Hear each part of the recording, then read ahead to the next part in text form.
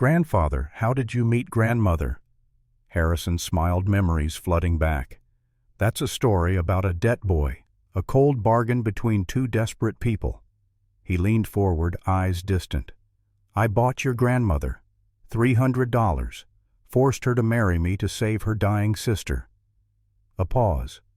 But somewhere between the contract and the vows, the lie became the truest thing in my life.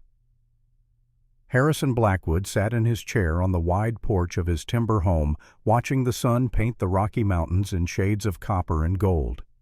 At 76 years old, his hands showed the marks of a lifetime spent building empires and mending fences.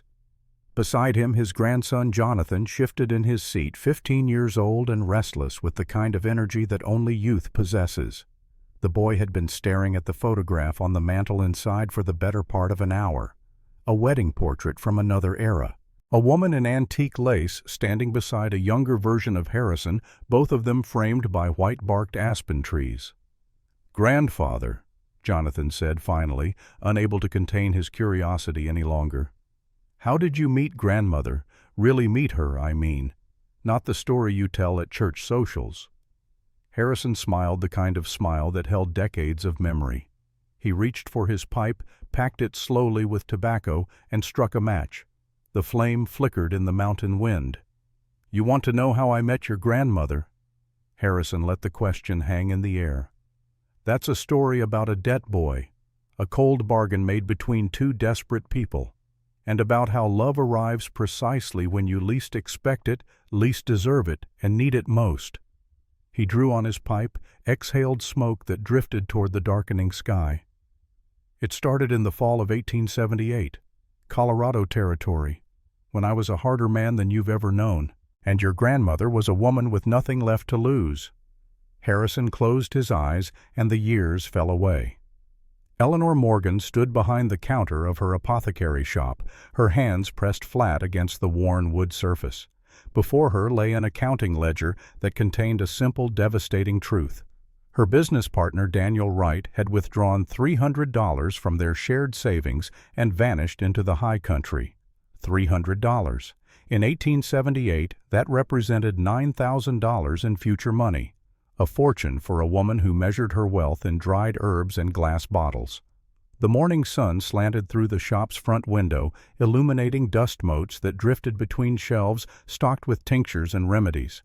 Purple cone flower, dried ginseng root, quinine bark for mountain fever, laudanum for pain that went beyond the physical. Each bottle represented hours of gathering, preparing, hoping. Each one now stood as collateral against a debt she had never agreed to carry. Eleanor's right hand moved beneath the counter, fingers finding the smooth bone handle of her bowie knife. 11 inches of steel she had inherited from her father. The blade had been sharpened 2 days prior, keen enough to split a hair. She left her hand resting there as 3 men pushed through the shop door. They entered in a way that suggested violence held carefully in check. The first man was tall and broad-shouldered, wearing a leather coat darkened by years of weather and work. He removed his hat with a courtesy that somehow made the gesture more threatening than respectful. "Miss Morgan." His voice carried the flat, emotionless tone of a man delivering news that would not be argued with. "My name is James Reed. Mr. Blackwood would like a word with you." Eleanor's fingers tightened on the knife handle. Harrison Blackwood. The name carried weight in the Colorado Territory, the way mountains carried snow. Inevitable, crushing, permanent. The man owned more trapping lines and timber rights than some eastern cities. People said his heart had frozen solid the day his father died, and he had never bothered to thaw it. She had hoped to live her entire life without requiring Harrison Blackwood's attention. "I'm afraid I'm quite busy this morning," Eleanor said, surprised at how steady her voice remained. "Perhaps Mr. Blackwood could write a letter stating his concerns." James Reed did not move. Neither did the 2 men flanking him. One wore a Colt Peacemaker on his right hip, positioned for a fast draw. The other carried a Winchester carbine with the casual familiarity of a man who had used such weapons to end arguments. "It's not a request, Miss Morgan," Reed said. "We'll wait while you lock your shop." Eleanor had been 28 years old for exactly 3 weeks. In those 28 years, she had learned that the world divided neatly into 2 categories: things you could fight and things you could only endure. She recognized which category this morning belonged to. She locked the cash box, hung the closed sign, told her assistant, a widow named Martha Hayes, to go home for the day. Then she stepped outside into the October cold and climbed into a wagon that smelled of pine resin and old leather. The journey to Bear Ridge took 2 hours and 40 minutes. Eleanor counted every minute. 18 miles of mountain trail that wound through stands of ponderosa pine and crossed Clear Creek at its shallowest ford. The wagon was pulled by 2 bay horses that knew the path well enough to require little guidance. Reed sat beside her on the bench, saying nothing. The other 2 men rode behind on horseback, also silent. Eleanor studied everything.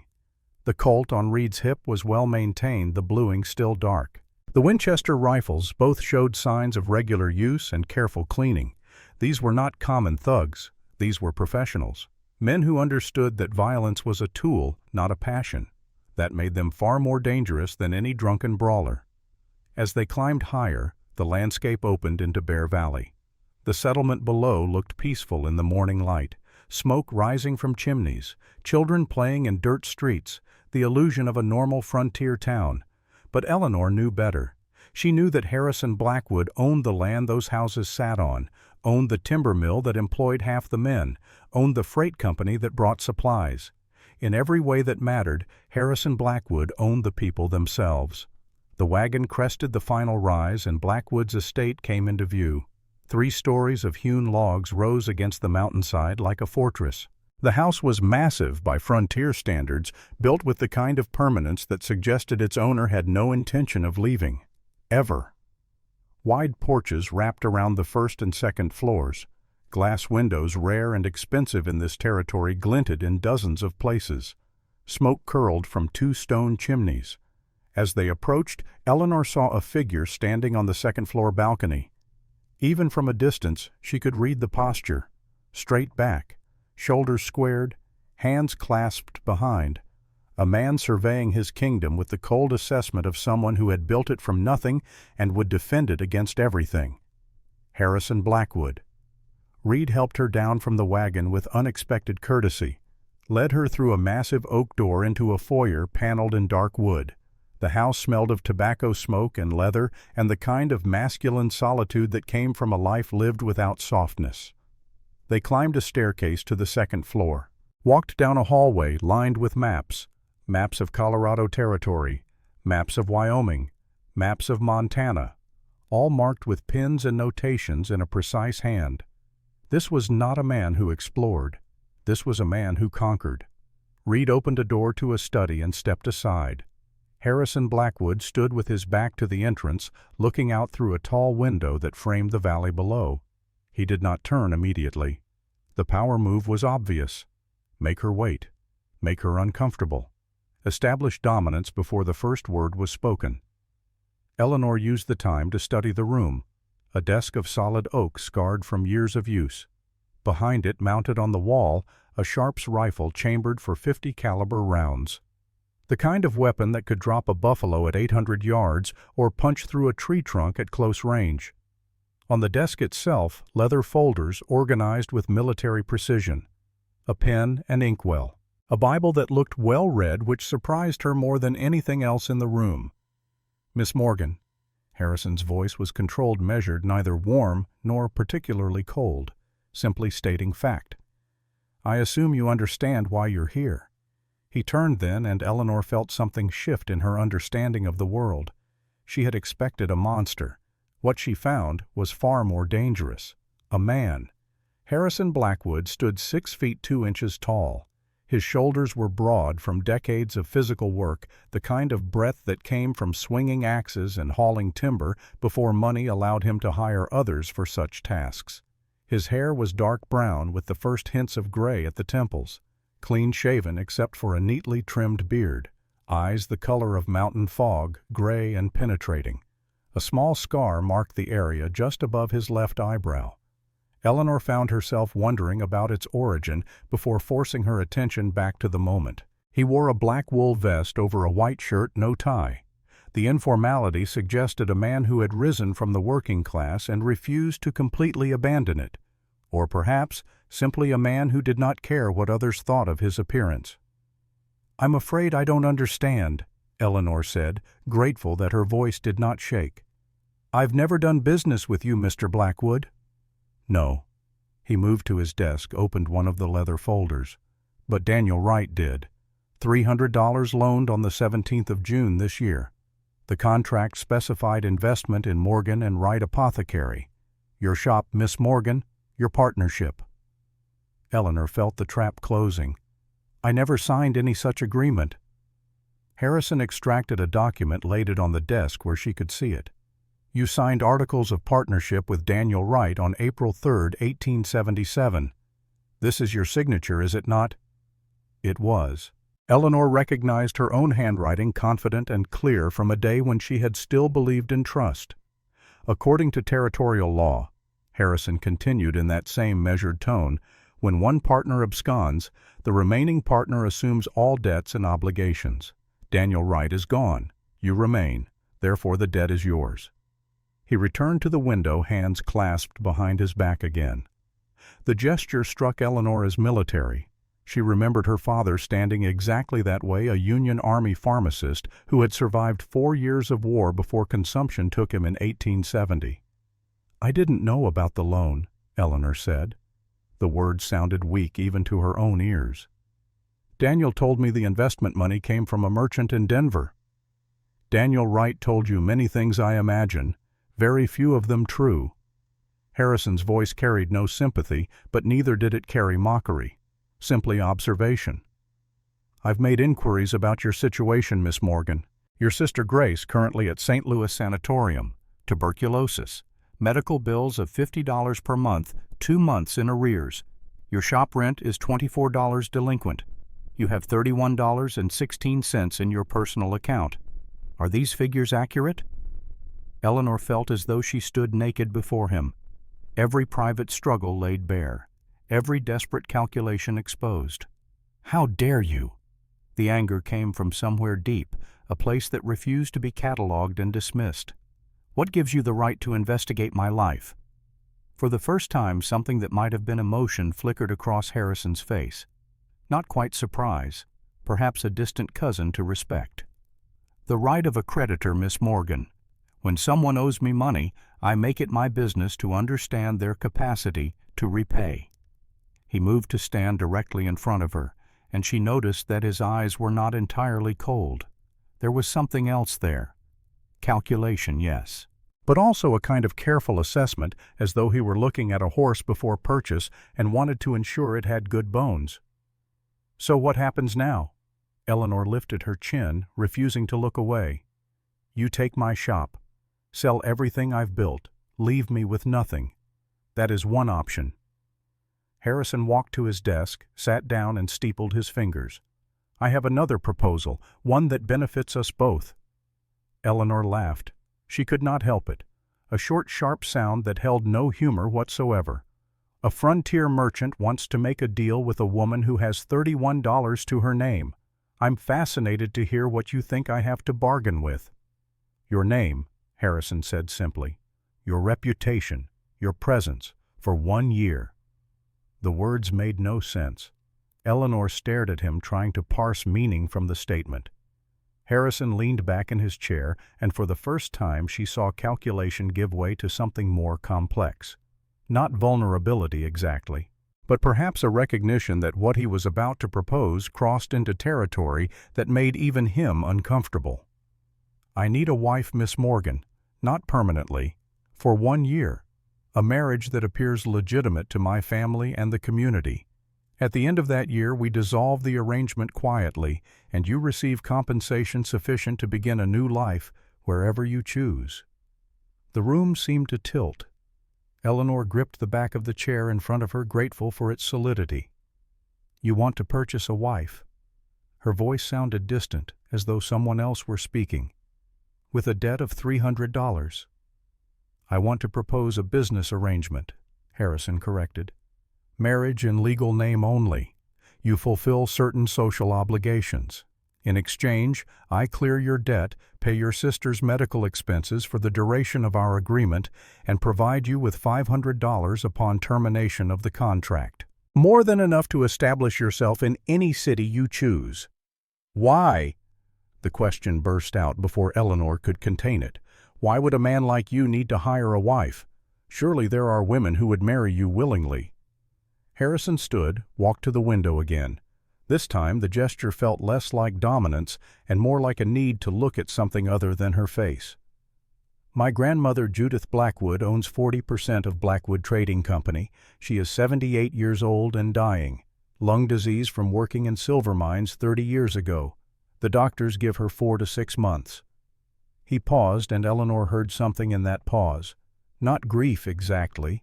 Harrison Blackwood did not seem like a man who would display grief openly, but something deeper than simple business calculation.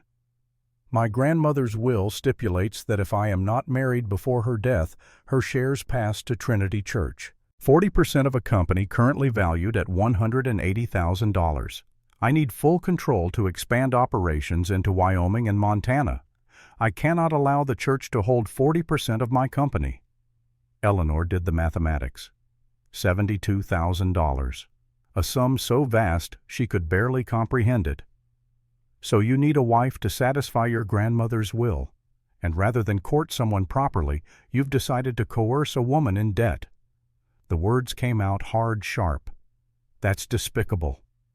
Yes, Harrison agreed, and the simple acknowledgment surprised her more than any argument could have. It is, but it's also practical. A proper courtship takes time I don't have. A genuine marriage requires trust I'm not capable of giving. This arrangement offers clarity, defined terms, no false promises or broken hearts. He turned to face her fully. You think me cold, Miss Morgan. You're correct. I am. Life has taught me that emotions are luxuries that cost far more than I'm willing to pay. But I keep my word. Always. Enter this agreement, and I will honor every term. At the end of 1 year, you will have money, freedom, and a future. All you must do is pretend to love me in front of my family. For 1 year. Eleanor walked to the window, looked down at Bear Valley. She could see children playing near the creek, women hanging laundry, men heading toward the timber mill. Normal lives. The kind of life she had once imagined for herself before her father died, before her mother remarried a man who squandered her inheritance, before Grace fell ill. $300 in debt. $100 owed for Grace's care. $24 in back rent. $31.16 between her and complete destitution. 1 year. 12 months of playing a role. Pretending to love a man who spoke of marriage the way others spoke of purchasing livestock. She thought of Grace wasting away in that sanatorium, thought of the children in Pine Ridge learning their letters in a drafty barn because timber was priced beyond what poor families could afford. Eleanor turned from the window. I have a condition. Harrison's eyebrow rose, barely perceptible. You're in no position to negotiate, Miss Morgan. Nevertheless, I have a condition. Eleanor walked to stand directly in front of his desk, placed her hands on its surface, leaned forward. You want a year of my life. You want me to lie to your family, to the community, to your dying grandmother. I'll do it, but not just for money. She had his attention now, full, complete attention. There's a town called Pine Ridge, 20 miles east of here. The children learn in an abandoned warehouse because your company refuses to sell lumber at a price their families can afford. If you want me to play the devoted wife, I want you to fund a real school, a proper building, 800 square feet, desks for 40 children, basic textbooks, completed before winter of 1879. Eleanor straightened. $1,200. I've done the calculations. That's my price, Mr. Blackwood. You want to buy a wife, then buy something that matters alongside it. Silence filled the study. Outside, a hawk called.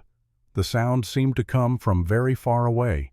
Harrison Blackwood studied her with those gray eyes, and Eleanor could not read what she saw there.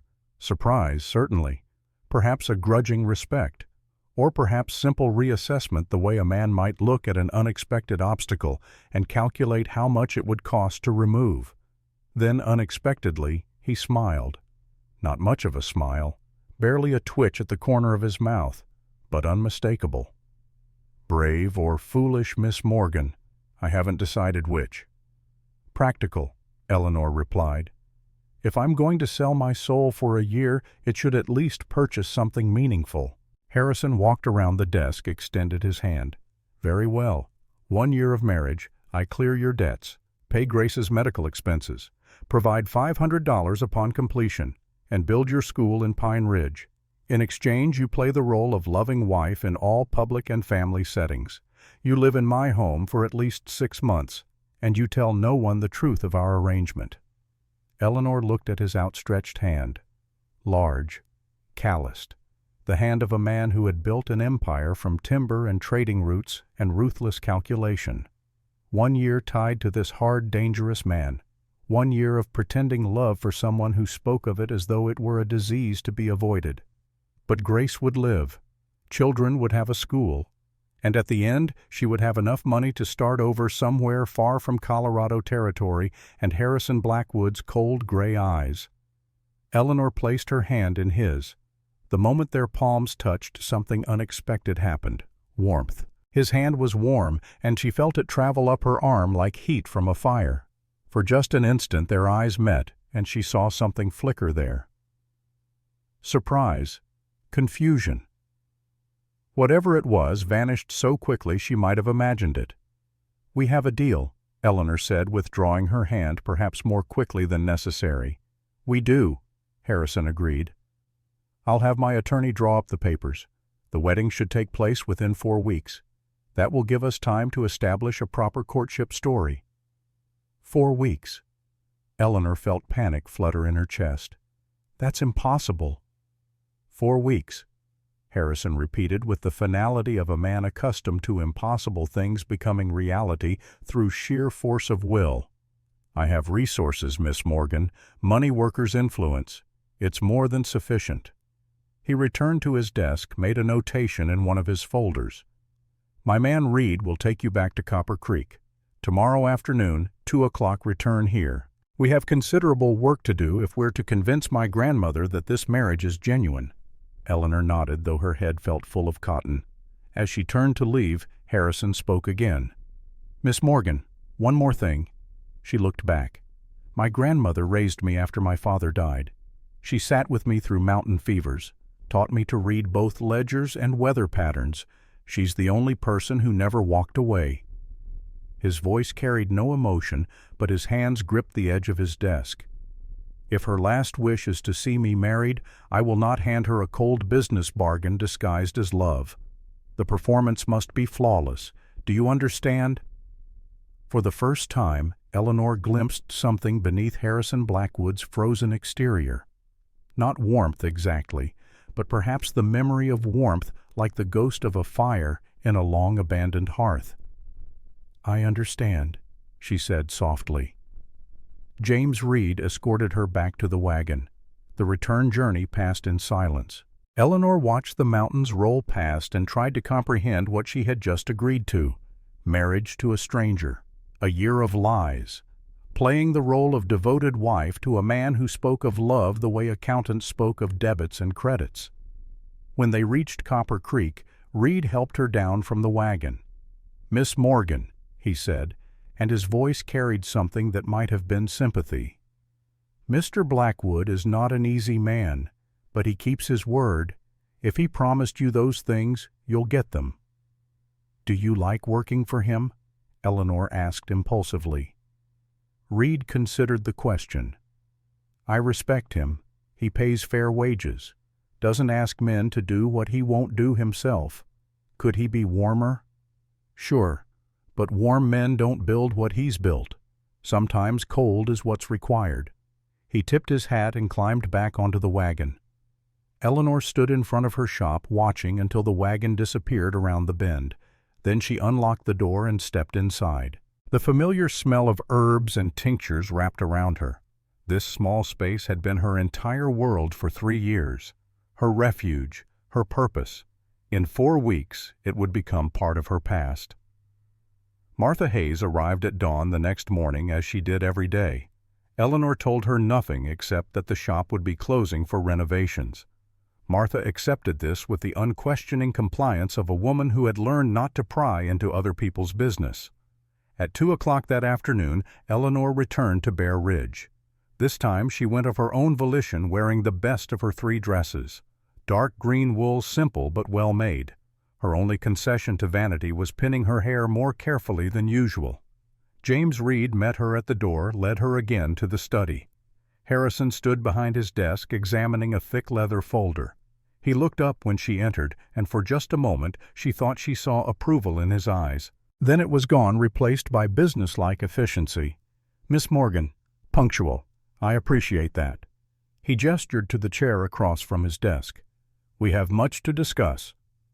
Once she was seated, he opened the folder and extracted a sheaf of papers. "Our courtship story. I've taken the liberty of constructing a timeline." Eleanor leaned forward, read the first page, and felt her eyebrows rise. The document continued in meticulous detail.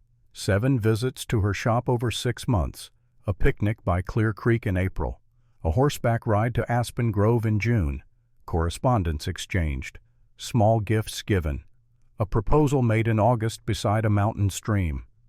"This is disturbing," Eleanor said flatly. "You've constructed an entire false history." "I've constructed a believable history," Harrison corrected. "My grandmother did not build a trading empire by being gullible. She can smell a weak lie from a mile away. If we want her blessing, our story must be ironclad." He pulled out another set of papers, letters written in a careful hand that mimicked courtship correspondence, dates and times of supposed meetings, even a photograph, 2 separate portraits cleverly positioned side by side and rephotographed to suggest they had posed together. "You've thought of everything," Eleanor said, unsure whether to be impressed or terrified. "I always do." Harrison set the papers aside. "Now, the more difficult part. You must learn to appear as though you love me, in public, in front of my family, convincingly." He stood, walked around the desk, and Eleanor felt her heartbeat accelerate. He moved like a predator, controlled, precise, no wasted motion. "Stand up," he said. Eleanor rose, throat suddenly dry. Harrison stepped close, not touching, but near enough that she could smell pine soap and tobacco, near enough to see that the scar above his eyebrow was old, fully healed, probably from childhood. "My grandmother will watch how we interact," Harrison said quietly. "She'll look for small things. Do we stand close? Do we seek each other out in a room? How do we look at each other when we think no one's watching?" He reached up slowly, telegraphing the movement, and placed his hand along her jaw. His palm was warm, slightly rough. "When I touch you," Harrison said, his voice dropping to something softer, "you cannot flinch, cannot pull away, must appear as though this is natural. Welcome." Eleanor's pulse hammered in her ears. This close she could see flecks of darker gray in his eyes, could see the faint lines at their corners that suggested he had once smiled more than he did now. "Try to look at me," Harrison continued, "as though you find me interesting, as though when I speak you want to hear every word." His thumb moved slightly against her cheekbone. The gesture was gentle, almost tender, and completely at odds with the clinical tone of his voice. Then his expression shifted. The cold calculation melted into something warm. His eyes softened. His voice, when he spoke again, carried emotion that seemed to come from somewhere deep and genuine. "From the first moment I saw you, I knew you were different. You challenged me, made me want to be better than I am." The words rolled over Eleanor like warm water. For 3 heartbeats, she forgot this was performance. Her breath caught. Her lips parted slightly. Then Harrison stepped back and the warmth vanished like frost in sunlight. His face returned to its usual mask of control. "Your turn," he said briskly. Eleanor tried. She truly did. But when she opened her mouth, what emerged was stilted and awkward. "You're very wealthy, and important, and not unattractive to look at." She trailed off, aware of how terrible it sounded. Harrison sighed. We have a great deal of work ahead of us. Irritation sparked in Eleanor's chest. Perhaps if you weren't treating this like a business transaction, it would be easier to pretend feelings exist. This is a business transaction, Harrison said coolly. That's precisely the point. We're creating an illusion, Miss Morgan. The better we understand that, the more successful we'll be. My name is Eleanor. The words came out sharper than intended. If you're going to marry me even falsely, you should at least use my given name. Harrison studied her for a long moment. Very well, Eleanor. And you may call me Harrison, though in public you should use more familiar terms. Harry, perhaps, or darling if you can manage it without gagging. Despite herself, Eleanor felt a smile tug at her lips. I make no promises about the gagging. The corner of Harrison's mouth twitched, almost a smile, not quite, but closer than she'd seen before. A knock at the door interrupted them. A clerk entered with messages. Harrison scanned them quickly, made notations, dismissed the man. The traveling minister, Harrison said. He needs to schedule the ceremony. I've suggested November 14th. That gives us 4 weeks, 3 days. Sufficient time to prepare Aspen Grove. Aspen Grove, Eleanor frowned. My father's property, 20 miles west. He built a cabin there for my mother before I was born. It's where they spent their summers, where he proposed to her. Harrison's voice remained level, but something in his posture shifted. It's private, secluded, and available. Your family's place, Eleanor said softly. Are you certain you want to use it for this? Harrison's jaw tightened. My grandmother will appreciate the sentiment. That's what matters. Before Eleanor could respond, he pulled a small wooden box from his desk drawer, opened it. Inside, nestled in worn velvet, lay a gold ring set with a deep blue sapphire. My mother's, Harrison said quietly. She died when I was 12. This is the only piece of her jewelry I kept. He reached for Eleanor's left hand. She let him take it, watched as he slid the ring onto her 4th finger. It fit perfectly, as though made for her hand specifically. Harrison held her hand longer than necessary, studying the ring against her skin. It suits you, he murmured. Eleanor looked up and found him watching her face with an expression she could not quite decipher. Not quite warmth, but not entirely cold either. Something in between, something uncertain. Why this ring, she asked. If this marriage is temporary, why give me something that clearly means a great deal to you? Because my grandmother gave it to my father when he proposed to my mother. She'll recognize it immediately. She'll know I'm serious. Harrison released her hand, stepped back. And because you asked about using Aspen Grove, because you showed consideration for my feelings when you had no obligation to do so. He turned away, but not before Eleanor saw something flicker across his face. Not quite gratitude, perhaps surprise that anyone would consider his emotions worth noting. We meet my family in 2 days, Harrison said, his back to her. Dinner at Eagle Ridge, my grandmother's estate. You'll meet Judith, my Aunt Vivian, and Vivian's husband Robert. They'll have questions, many questions. Are you prepared? No, Eleanor said honestly, but I'll manage. Harrison glanced back over his shoulder. Yes, he said, I believe you will. 2 days later, Eagle Ridge Estate, 6 o'clock in the evening. The house rose from the hillside like something from a dream or a nightmare, depending on one's perspective. Larger than Harrison's home, older, built in 1860 from hand-hewn logs that had weathered to the color of old silver. Wide porches wrapped around 3 sides, stone chimneys at each end, windows that glowed with warm lamplight against the gathering dusk. James Reed drove Eleanor up the long approach in Harrison's personal carriage. Harrison himself rode alongside on a dark stallion, sitting easy in the saddle with the unconscious grace of a man who had spent more time on horseback than in chairs. As they pulled up to the main entrance, Harrison dismounted, handed the reins to a waiting boy, and came to help Eleanor down from the carriage. His hands at her waist were firm, steady. He set her on the ground but did not immediately release her. Remember? He said quietly, pitched for her ears alone. We met at the harvest dance. We've been courting secretly for 8 months.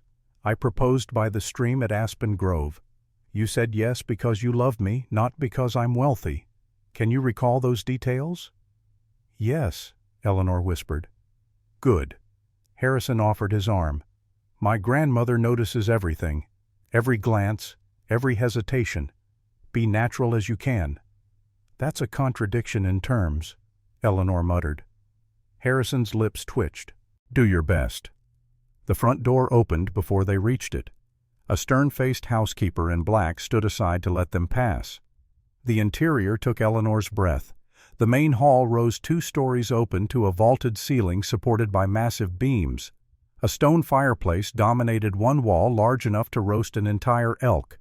Mounted above it, a painting of 2 people. A man with Harrison's eyes, a woman with dark hair and a gentle smile. "My father and grandmother," Harrison said, following her gaze. "Painted in 1862, the year my father married my mother." They moved through to a parlor where 3 people waited. The first was a woman in her early 40s, tall and elegant in a deep purple dress. Her face held a resemblance to the man in the painting, an angular beauty that age had refined rather than diminished. She stood near the fireplace, hands folded, watching Eleanor with an expression of polite interest that did not quite reach her eyes. The second was a man of middle years, broad-shouldered and affable-looking, with laugh lines around his eyes. He smiled at Eleanor with genuine warmth, the first truly friendly face she had encountered in this entire surreal experience. The third person sat in a high-backed chair positioned to command the room. Judith Blackwood. Small in stature, barely 5 feet 2 inches, but radiating an authority that had nothing to do with physical presence. White hair swept back from a face that time had creased but not weakened. Eyes the same gray as Harrison's, sharp and assessing. One hand rested on a carved walking stick, the other lay relaxed in her lap. She wore simple black unadorned, except for a single cameo brooch at her throat. This woman Eleanor understood immediately was dangerous in ways Harrison could only aspire to. This woman had built an empire with her bare hands when the territory was still wild enough to kill the unprepared. This woman had survived silver mines and winter storms and the death of her husband. This woman would see through any poorly constructed lie with the casual ease of someone reading a child's primer. Eleanor's carefully rehearsed story suddenly seemed desperately inadequate. "Grandmother," Harrison said, and something in his voice shifted, warmed. "May I present Eleanor Morgan? Eleanor, my grandmother, Judith Blackwood." Judith extended her hand. Eleanor took it, surprised by the strength of the old woman's grip. "Sit, child," Judith said, her voice reedy but clear. She patted the chair beside her own. "Here, where I can see you properly." Eleanor sat acutely aware of those gray eyes studying her with an intensity that felt surgical. "Harrison tells me you're from Missouri originally," Judith began. "Tell me about your family." The interrogation had begun. For the next 20 minutes, Judith asked questions with the methodical precision of a prospector searching for gold. Where had Eleanor grown up? How had she learned the apothecary trade? What brought her to Colorado? Each answer was weighed, considered, filed away for future reference. Harrison's Aunt Vivian interjected occasionally with questions of her own, each one designed to probe for inconsistencies. Where exactly had they met? Who introduced them? What had they discussed? That first evening Eleanor answered as best she could, sticking to the script Harrison had provided. Yes, they had met at the harvest dance. Yes, Harrison had been charming. Yes, she had been surprised when he began visiting her shop. And then Judith asked the question Eleanor had been dreading. "How did my grandson propose to you, dear? I'm an old woman. I like love stories. Indulge me." The room fell silent. Vivian's husband, Robert, who had been quiet until now, leaned forward slightly. Vivian herself watched Eleanor with eyes that missed nothing. Harrison, standing near the fireplace, went very still.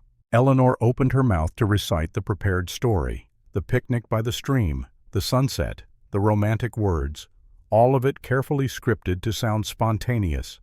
But Judith raised one thin hand, stopping her before the first word emerged. "That version," the old woman said gently, "sounds rehearsed. I want the real story, the messy one, not the version you think I want to hear." Eleanor's heart stopped. Beside her she felt rather than saw Judith's complete attention. Across the room Harrison's face had gone carefully blank. Time stretched. Eleanor could lie, stick to the script, hope it was convincing enough. Or she could gamble. Tell a truth. Not the whole truth, but something real. She gambled. "The first time I met Harrison Blackwood," Eleanor said slowly, "he tried to buy my shop building so he could tear it down for a warehouse." Robert made a small sound that might have been a suppressed laugh. Vivian's eyes widened. Harrison remained motionless, but Eleanor saw his jaw tighten. "I rallied the other shopkeepers against him," Eleanor continued, her voice growing stronger. "We circulated a petition. We threatened to boycott Blackwood trading. And during one particularly heated argument, I called him a heartless mountain tyrant." Judith's eyes gleamed with something that looked remarkably like delight. "What did my grandson do?" she asked. "He kept coming back," Eleanor said. "Again and again. He'd find excuses. He needed herbs for your health, he said. Or he wanted to discuss lease terms. Or he had questions about medicinal plants. I said no so many times I lost count." She paused, unsure how to continue. But Harrison moved from his position by the fireplace, came to stand beside her chair. He placed his hand on her shoulder, and when he spoke his voice carried a warmth she had never heard from him before. "The last time I went to Eleanor's shop," Harrison said, "I brought a mountain wildflower, barely alive. Most people would have thrown it away. But I knew Eleanor couldn't resist trying to save something damaged." He looked down at her, and Eleanor saw something in his eyes that did not feel like performance. Watching her tend that flower, speaking to it like it could understand, carefully watering the soil, moving it to catch the right light. That was when I knew. That was when I understood I wanted to spend my life with someone who saw value in broken things, who believed they could be made whole again. The silence that followed felt thick enough to touch. Eleanor stared up at Harrison, confused. That story was not in their script.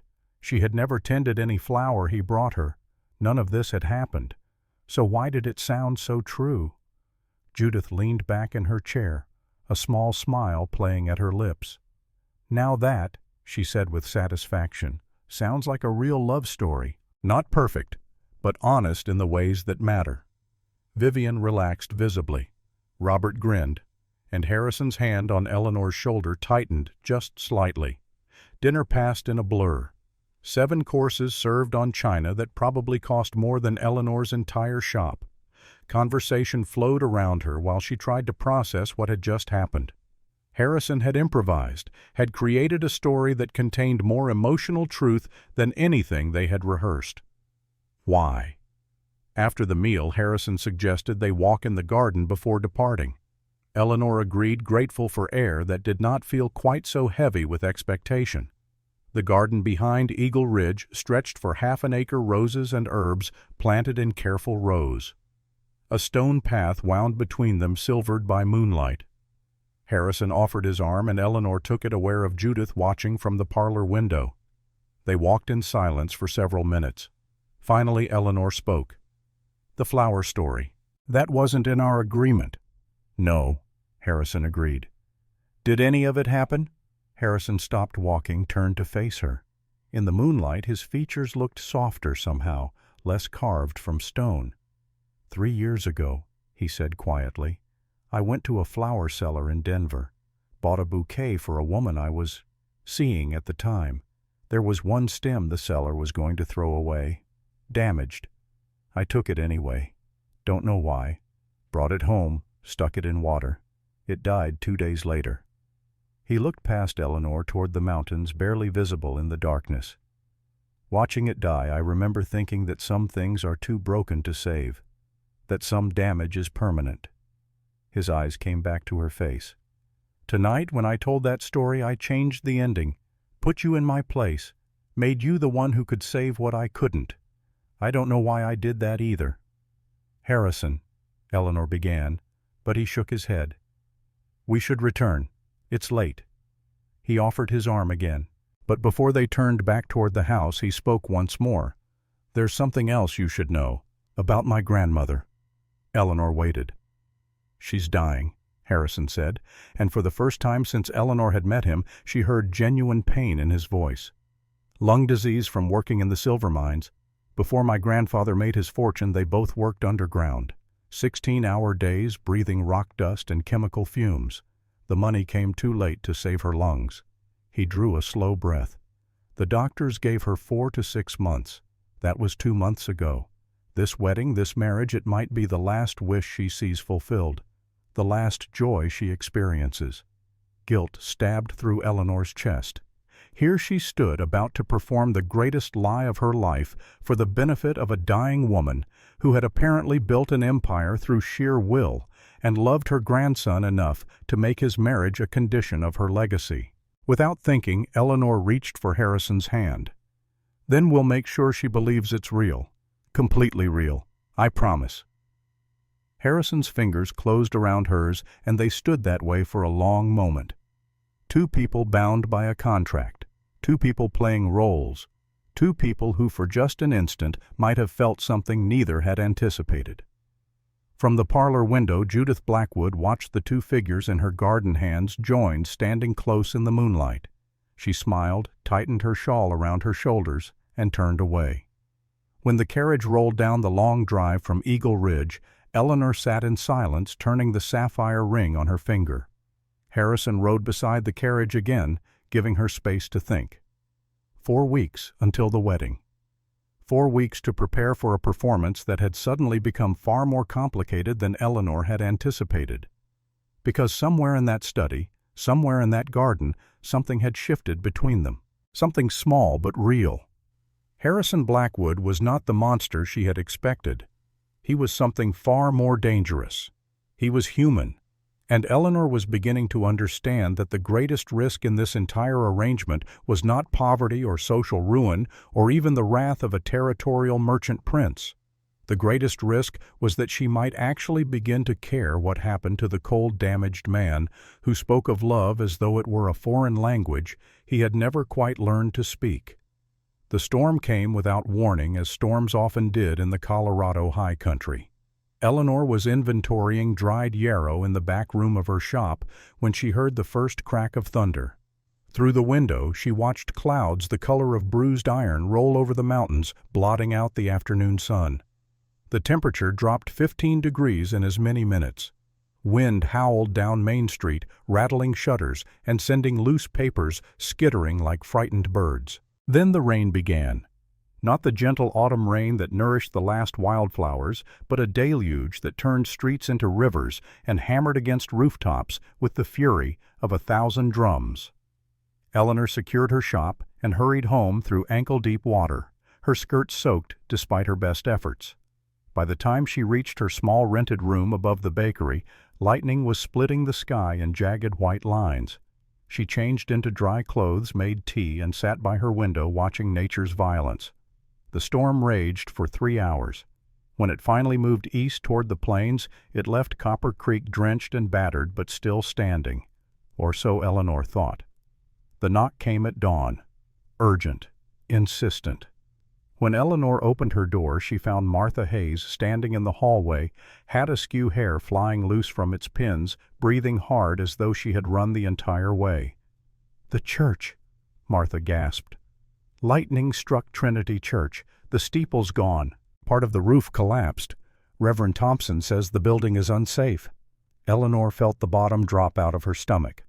"The wedding," Martha nodded, her round face creased with worry, "cannot happen there. Not for months.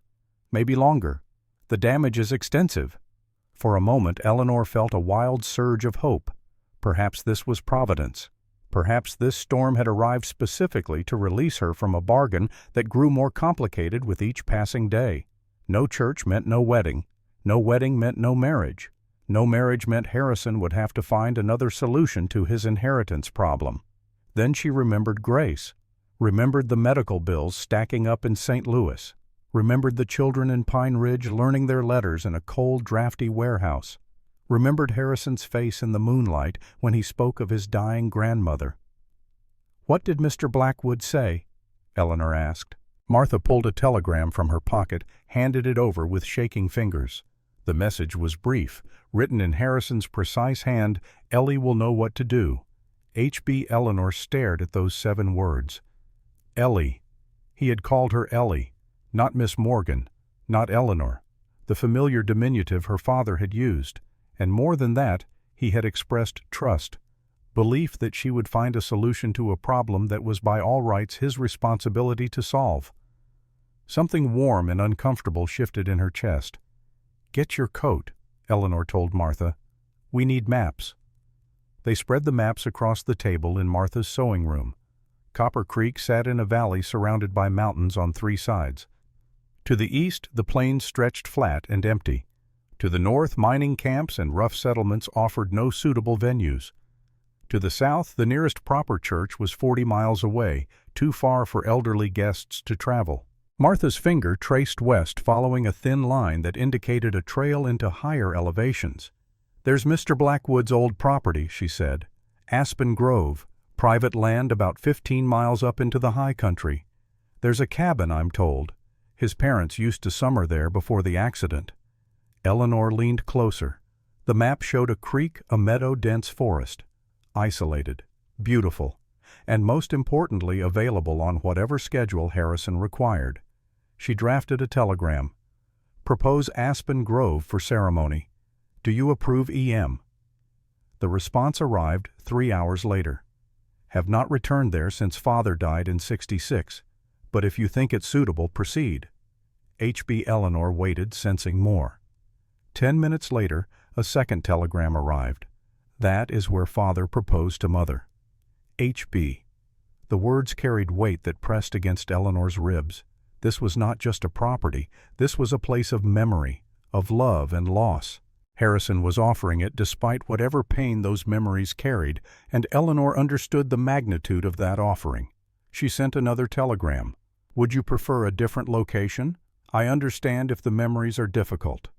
E.M. The final response came quickly. "No. Aspen Grove will be perfect.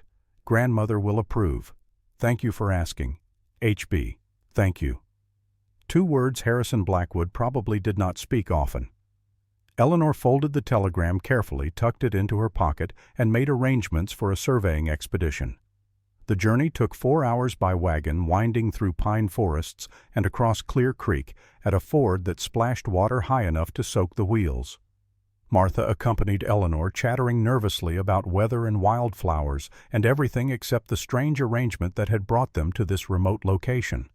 The trail climbed steadily, passing through stands of evergreen that gave way to groves of aspen. The trees were in their autumn glory, leaves turned to pure gold that shimmered in the slightest breeze. When the wind picked up, it sounded like 10,000 tiny bells ringing.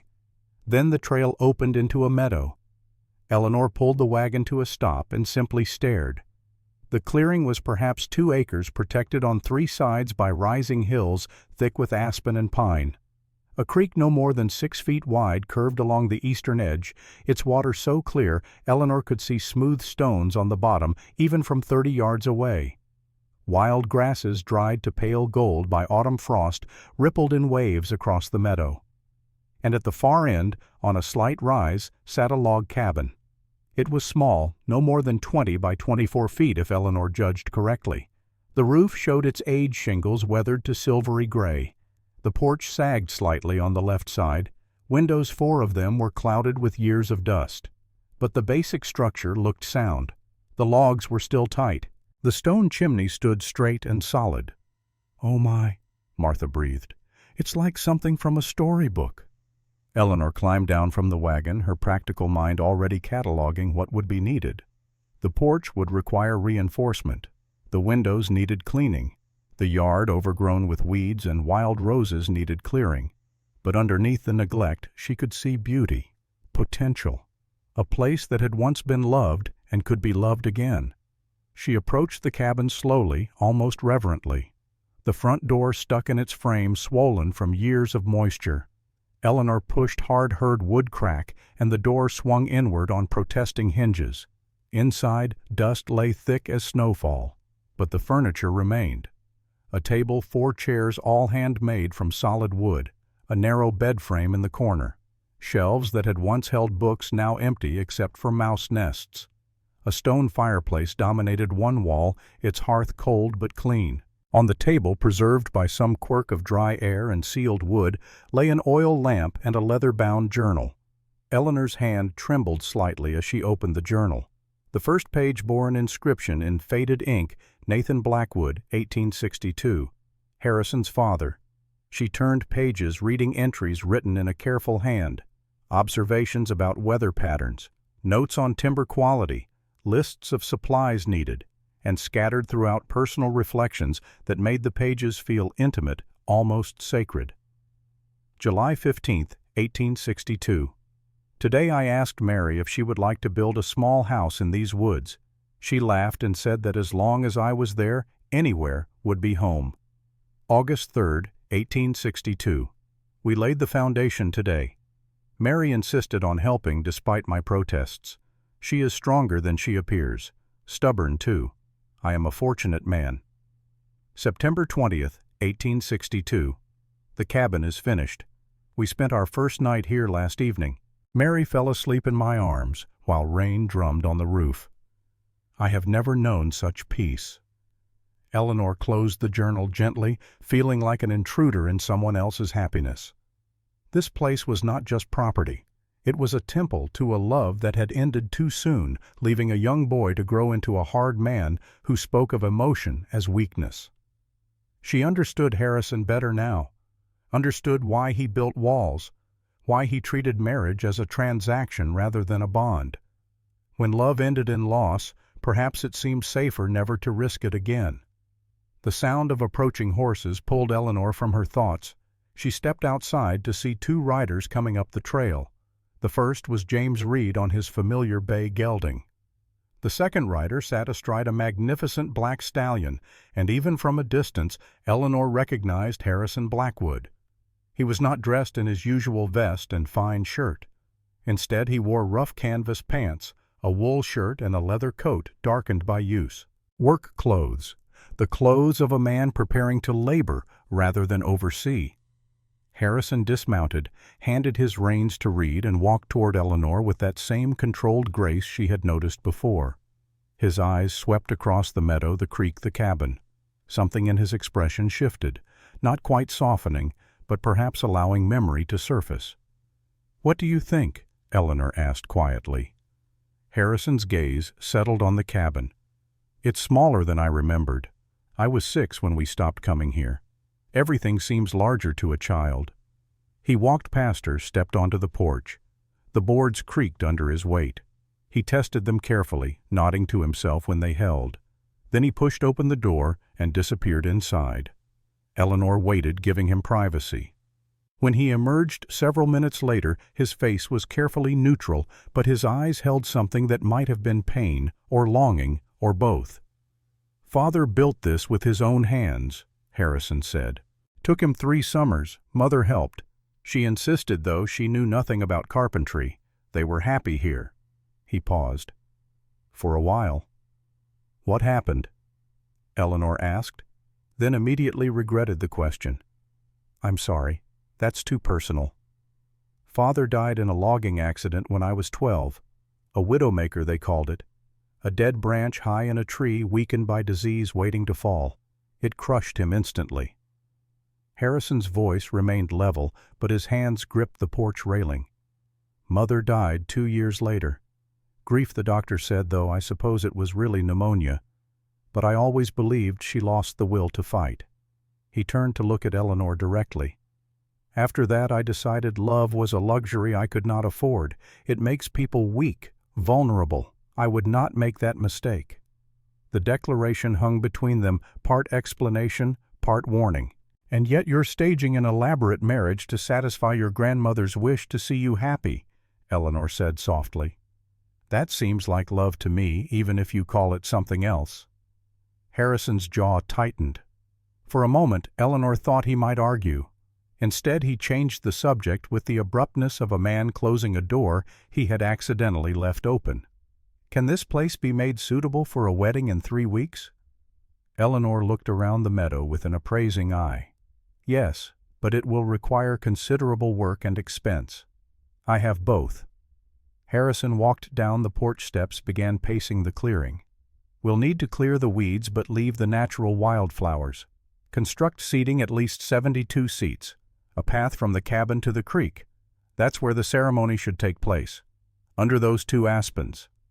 He pointed to a pair of white-barked trees that grew close together, their branches intertwining overhead like clasped hands.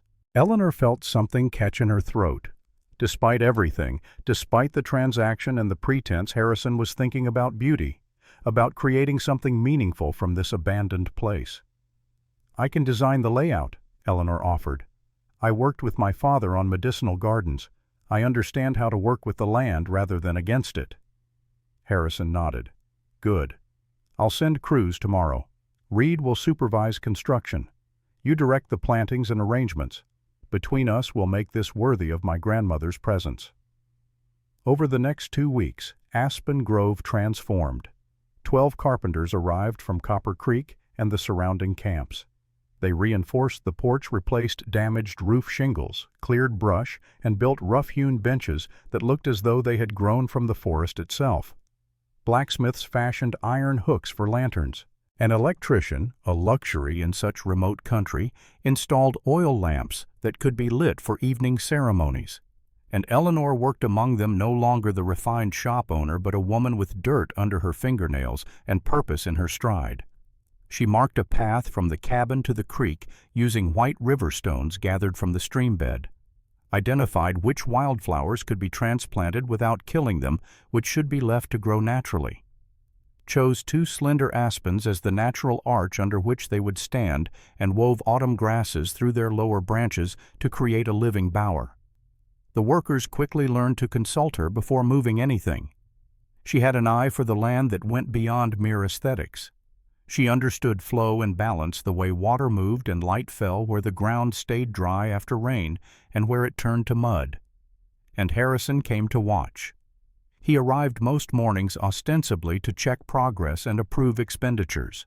But as the days passed, he stayed longer, helped carry lumber, held posts steady while workers hammered, and watched Eleanor work with an intensity that made her acutely aware of his presence. She would turn from directing the placement of a bench to find him leaning against the cabin wall, arms folded, gray eyes following her movements. When she knelt to transplant wild aster, he saw her speak to the plants in a low voice as though encouraging them to take root in their new locations. When she consulted with the carpenters about lumber dimensions, he heard her speak with quiet authority that made grown men nod and comply without argument. Each small detail loosened something in Harrison's chest, something that had been clenched tight for so long he had forgotten it was there. One evening, as the work crews departed and the sun painted the mountains in shades of amber and rose, Eleanor sat on a fallen log beside the creek. She had removed her bonnet, and her dark hair fell loose around her shoulders. Her dress was dusty, her hands stained with plant sap, and she looked more content than Harrison had ever seen her. He approached quietly, boots making no sound on the soft grass. "May I join you?" Eleanor startled slightly, then nodded. Harrison sat careful to maintain a respectful distance, and for several minutes they simply listened to the creek's endless conversation with the stones. "You've done wonders with this place," Harrison said finally. "My father would have approved." Eleanor glanced at him, surprised. "You think so?" "I know so. He loved this land, loved the way things grew here, wild and free. You've honored that, made it beautiful without taming it." The compliment was awkward, unpracticed, but genuine. Eleanor felt warmth spread through her chest. "I've become attached to Aspen Grove," she admitted. "I know I shouldn't. This is temporary, a stage set for a performance, but I can't help feeling like I belong here." Harrison studied her profile in the fading light, the straight line of her nose, the stubborn set of her jaw, the way she looked at the mountains as though they were old friends. "Perhaps you do belong here," he said quietly. Eleanor turned to face him fully, and their eyes met. For a moment something passed between them, not quite understanding, not yet trust, but a recognition that they were both more than the roles they had agreed to play. "I haven't spent the money you sent for the Pine Ridge School," Eleanor said abruptly, as though the confession had been building pressure behind her teeth. Harrison's eyebrows rose. "Why not?" "Because I wanted to see if you would keep your promise after the wedding, when our agreement no longer forces you to care whether I approve of you or not." The honesty was brutal. Harrison felt it like a blow to the chest. He could have been angry, could have reminded her that he always kept his word. Instead, he looked at the creek and spoke a truth he had not intended to share. "My father built Blackwood Trading from nothing. In 1850, he owned one horse and carried one gun. He believed in fair dealing, knew every worker by name, paid honest wages, even when others paid less. He built the company because he loved my mother and wanted to give her security, wanted to build something that would last." Harrison's hands gripped his knees. "After he died, I was 22 years old and suddenly responsible for an empire I didn't fully understand. I swore I would make the Blackwood name so strong that no one could threaten it, that nothing could take it away the way death took my father." He exhaled slowly. "Somewhere in that climb I started caring more about power than people. I forgot that my father built the company for love, not legacy, and now I'm staging a fake marriage to protect what he built. The irony is not lost on me." Eleanor did not speak immediately. When she did, her voice was gentle. "Why did your father work so hard in the first place?" "For family. For love." "Then perhaps protecting his legacy is exactly what he would have wanted, even if the method isn't perfect." Harrison turned to look at her, and Eleanor saw something she had not seen before: vulnerability. The mask had slipped just for a moment, revealing the uncertain young man beneath the hardened merchant prince. Without thinking, Eleanor reached across the space between them and placed her hand over his. This time, neither of them pulled away. Harrison's fingers slowly curled around hers, and they sat that way until the stars began to appear overhead. Two people bound by contract, two people playing roles, two people beginning to wonder if the performance was becoming something more real than either had anticipated. From the cabin porch where she had arrived unannounced to inspect the preparations, Judith Blackwood watched the two figures by the creek. She leaned on her walking stick, smiled the knowing smile of a woman who had loved and lost and learned to recognize the real thing when she saw it. Then she turned to her nurse and said, "I believe I've seen enough. They'll do just fine." The rehearsal dinner was Vivian's idea, though Judith had given her blessing. 70 guests filled the great hall, a mix of Blackwood trading partners, prominent families from surrounding territories, and a few carefully selected representatives from Harrison's business interests. The evening began with music, a string quartet playing in the corner, while guests arrived and servants circulated with wine and small plates of food. Eleanor stood near the fireplace wearing a dress that Martha had labored over for a week. Deep blue silk, simple in cut, but elegant in execution, with the sapphire ring catching lamplight on her left hand. Harrison appeared at her elbow, offering his arm. He wore a black suit that made his shoulders look even broader, his gray eyes even more intense. "Ready to perform," he murmured. "As ready as I'll ever be," Eleanor replied. They circulated through the room accepting congratulations and well wishes. Harrison introduced her to men whose names carried weight in territorial politics and commerce. Eleanor smiled, said the appropriate things, and felt increasingly like a fraud. Then Vivian announced dinner. The dining room could seat 100 when fully extended. Tonight, a single long table stretched down the center, covered in white linen, and set with enough crystal and silver to stock a small shop. Lanterns hung overhead, their warm light reflecting off polished surfaces. Judith sat at the head of the table, regal despite the oxygen tube that now accompanied her everywhere. The lung disease was progressing faster than anyone had hoped. She tired easily, spoke softly to conserve breath, but her mind remained sharp as ever. Eleanor was seated to Judith's right, Harrison to her left. The arrangement was clearly intentional, putting both of them where the old woman could observe every interaction. Dinner began with Robert Sterling proposing a toast. He raised his glass, and spoke with genuine warmth about stubborn Blackwood men and the strong women who chose to stand beside them. Laughter rippled through the room. Vivian followed with a more formal toast about new beginnings and family legacy. Then a woman Eleanor had not noticed before rose from her seat near the middle of the table. She was striking rather than beautiful. Tall, perhaps 5 feet 8 inches, with dark hair swept into an elaborate style. Her dress was burgundy silk, cut to emphasize her figure, and she wore rubies at her throat and ears. When she smiled, it did not reach her eyes. "I would like to say a few words about the groom," the woman said, her voice carrying easily through the hall. Harrison's entire body went rigid. Eleanor felt it through their linked arms, the sudden tension that transformed him from relaxed to ready for combat. "Victoria," Judith said, her voice sharp despite its weakness, "this is neither the time nor place for honesty." Victoria's smile widened. "I disagree, Mrs. Blackwood. I think honesty is exactly what's needed." She turned to address the room at large. "Most of you know me, Victoria Ashford. My family has done business with Blackwood Trading for 30 years, and some of you know that Harrison and I were close 4 years ago." The room had gone silent. Guests exchanged glances. Vivian looked ready to stand, but Robert placed a gentle hand on her arm, stopping her. Victoria's gaze settled on Eleanor. "I'm simply curious, Miss Morgan. Harrison once told me he would never marry.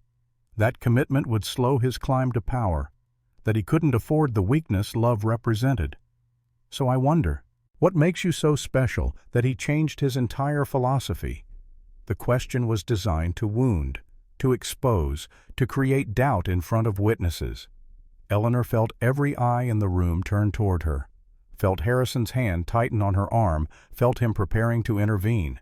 And in that moment Eleanor understood 2 things with perfect clarity. First, this woman Victoria was not simply a spurned lover, she was testing them, probing for weakness in their story. Second, if Eleanor allowed Harrison to defend her, they would both look guilty. She stood her chair scraping slightly on the wooden floor. "Thank you for sharing your perspective, Miss Ashford," Eleanor said, her voice calm and clear. "I appreciate your candor." She picked up her wine glass, held it loosely. "To answer your question, there's nothing special about me at all. I'm simply the woman stubborn enough to tell Harrison Blackwood no when he tried to demolish my street to build a warehouse." Soft laughter moved through the crowd. Eleanor continued, her confidence growing. "The man you knew 4 years ago was building an empire. The man I know now spends his mornings in his grandmother's herb garden. The man I know canceled a lucrative timber contract because it would have destroyed a forest grove that meant everything to families with almost nothing else." She turned to look directly at Harrison, and this time she did not have to pretend the emotion in her voice. "The man I know is trying to be worthy of the father he lost, trying to build something that matters more than money. He's not perfect. He's stubborn and controlling and sometimes forgets that other people have valid opinions. But he's also capable of kindness, of sacrifice, of caring about something beyond profit margins." Eleanor raised her glass. "To Harrison Blackwood, the man behind the legend." For a heartbeat, no one moved. Then applause began, scattered, at first growing stronger. Guests raised their glasses. Victoria sat down, her expression carefully neutral, but her cheeks flushed with what might have been embarrassment or anger. Harrison placed his hand over Eleanor's and leaned close to whisper, "Did you mean that?" "Every word," Eleanor whispered back. Judith was watching them with an expression Eleanor could not quite read. Pride, perhaps, or satisfaction, or something more complex that combined both. The old woman struggled to her feet, aided by her nurse. The room fell silent immediately. "I have something to say," Judith announced, her voice stronger than it had been in weeks. "When I first heard my grandson intended to marry, I doubted. I've watched Harrison build walls around his heart since his father died. Watched him choose isolation over connection. Convinced himself that love was weakness." She looked at Eleanor, then at Harrison. "But I've also watched how you look at her boy, when you think no one's watching. I've seen how she stands up to you, refuses to be intimidated, pushes you to be better. And I've seen how she looks at you. Not at your money or your power. At you." Judith raised her glass with a trembling hand. "Real love usually creeps in slowly, takes root before people notice it's growing. I believe that's what I'm seeing here. Two people who started with a bargain and found something more valuable than any contract." She smiled at them both. "May your love grow deeper roots than either of you planned." The applause was thunderous. Guests stood clapping and cheering. Eleanor felt tears prick her eyes and blinked them back furiously. Beside her, Harrison's hand found hers beneath the table and squeezed. Later, after the formal dinner concluded and guests began departing or moving to the parlor for brandy and cigars, Eleanor slipped outside into the rose garden. The night air was cold, her breath misting, but she needed space to think. Footsteps on the gravel path announced Harrison's arrival. He removed his jacket, draped it over her shoulders without asking. The fabric held his warmth and smelled of tobacco and pine soap. "You didn't know about the Pine Ridge contract," Harrison said. Not a question. "No. I canceled it 3 days ago. It no longer felt right to profit from others' suffering." He stood beside her, both of them looking at the mountains, silhouetted against the star-filled sky. "Meeting you changed how I see things. Made me ask questions I'd stopped asking years ago." Eleanor turned to face him. "The man who makes those choices isn't the same man I met in that study." "No," Harrison agreed. "He's not." The air between them shifted, grew heavy with things unsaid. Harrison reached up, brushed a loose strand of hair from Eleanor's face, tucked it behind her ear. His fingers lingered against her skin. "This isn't how our arrangement was supposed to work," Harrison said quietly. "This was meant to be simple, clean, a transaction with defined terms and a clear endpoint." His hand moved to cup her jaw thumb, tracing the line of her cheekbone. "I never planned on this. Never planned on wanting to hear your voice first thing in the morning. Never planned on watching you work and feeling something I thought I'd locked away so deep it could never surface." Eleanor's breath caught. Harrison leaned closer, his face inches from hers, gray eyes searching her features as though memorizing them. "I never planned on falling in.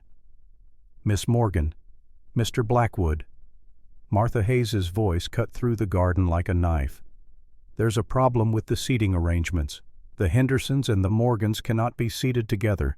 There was an incident with cattle, apparently, and—" The moment shattered. Harrison stepped back the wall, slamming back into place behind his eyes. Eleanor wanted to scream at Martha, wanted to demand they finish this conversation, wanted to know how that sentence would have ended. Instead, she smiled politely and allowed herself to be drawn into the mundane crisis of wedding logistics. But as she worked with Martha to rearrange the seating chart, she was acutely aware of Harrison watching from across the room. And when their eyes met, the unfinished question hung between them like smoke. November 14th, 1878, 6:30 in the morning, Aspen Grove. Eleanor stood before the small mirror in the cabin, staring at her reflection and barely recognizing the woman who looked back. The dress was extraordinary. Antique lace yellowed slightly with age, but still beautiful, with tiny seed pearls worked into the bodice. The sleeves came to her wrists, the neckline was modest, and the skirt fell in soft folds to the floor. It fit as though made specifically for her body, though Eleanor knew it was decades old. A knock at the door. "Come in," Eleanor called. Judith Blackwood entered, aided by her nurse. The old woman was breathing hard from the short walk from the carriage, but her eyes were bright with determination. "Let me look at you, child." Eleanor turned slowly, self-conscious under that penetrating gaze. Judith's eyes filled with tears. "Mary's dress. You look exactly as she did the day she married my Nathan." "Your daughter-in-law," Eleanor said softly. "More than that. My friend, the daughter I never had." Judith lowered herself carefully into a chair. "That dress was made in Denver in 1862.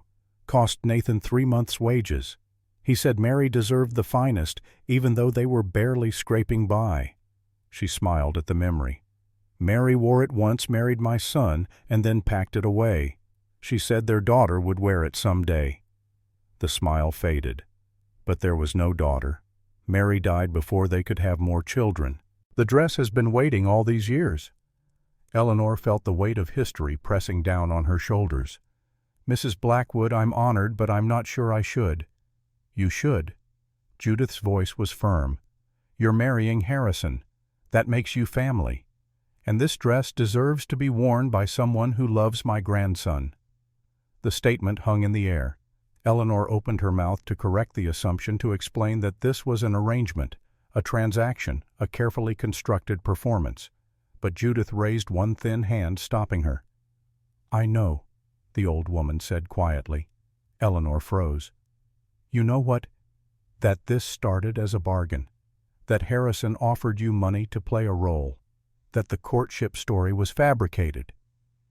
Judith leaned back in her chair, breathing carefully. I knew from the first dinner. The story was too perfect, too rehearsed. My grandson is many things, but spontaneous romantic is not among them. Eleanor felt the blood drain from her face. You knew, all this time, and you said nothing. Because I also saw something else. Judith's eyes held Eleanor's with surprising intensity.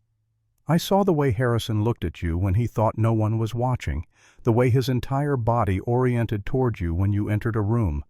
I saw you reach for his hand without thinking, saw you defend him against Victoria when you could have stayed silent. The old woman smiled. What began as deception was becoming something real. I could either expose it and lose the chance to see my grandson find happiness, or I could give it time to grow. I chose to give it time. Eleanor sank into a chair, her legs suddenly unreliable. So this entire time you've been testing us. Gently, nudging circumstances to see if the feelings would develop naturally. Judith reached across the space between them, took Eleanor's hand. And they have. Perhaps you haven't admitted it to each other yet. Perhaps you're both too stubborn and too scared. But it's there. I've watched enough people fall in love to recognize the signs. Before Eleanor could respond, heavy footsteps sounded on the porch. Harrison's voice called through the door. Grandmother, is Eleanor decent? I need to speak with her. Judith and the nurse exchanged glances. The old woman nodded. The nurse helped her stand, and they moved to the door. Judith paused before leaving. Listen to what he has to say, child. Really listen. And then decide what you want, not what the contract demands. What you want. Harrison entered before Eleanor could fully process Judith's words. He wore his wedding clothes, a black suit that made him look both formal and uncomfortable, as though the civilization of proper dress chafed against his essential wildness. He stopped when he saw Eleanor in the wedding dress. Something crossed his face. Not quite pain, not quite wonder. Something between. You look like my mother, he said roughly. Grandmother showed me the wedding portrait. You could be her twin. Harrison, I'm sorry, I didn't know I can change. No. He crossed to her in 3 long strides. Don't change. You're beautiful. The compliment was awkward, but sincere. Eleanor felt heat rise in her cheeks. Harrison ran a hand through his hair, destroying whatever careful grooming he'd attempted. The territorial judge arrived at dawn. Grandmother had already signed papers transferring her shares to me. The company is mine, fully, legally. He met her eyes. On paper, our contract is complete. The marriage is no longer necessary to secure my inheritance. Time seemed to stop. Eleanor heard her heartbeat in her ears, felt the wedding dress suddenly constrictive around her ribs. So the arrangement is over, she said quietly. You'll still fund the school, but we don't need to go through with a wedding that started as a lie. Saying it aloud felt like swallowing glass. Harrison stepped closer. Is that what you want?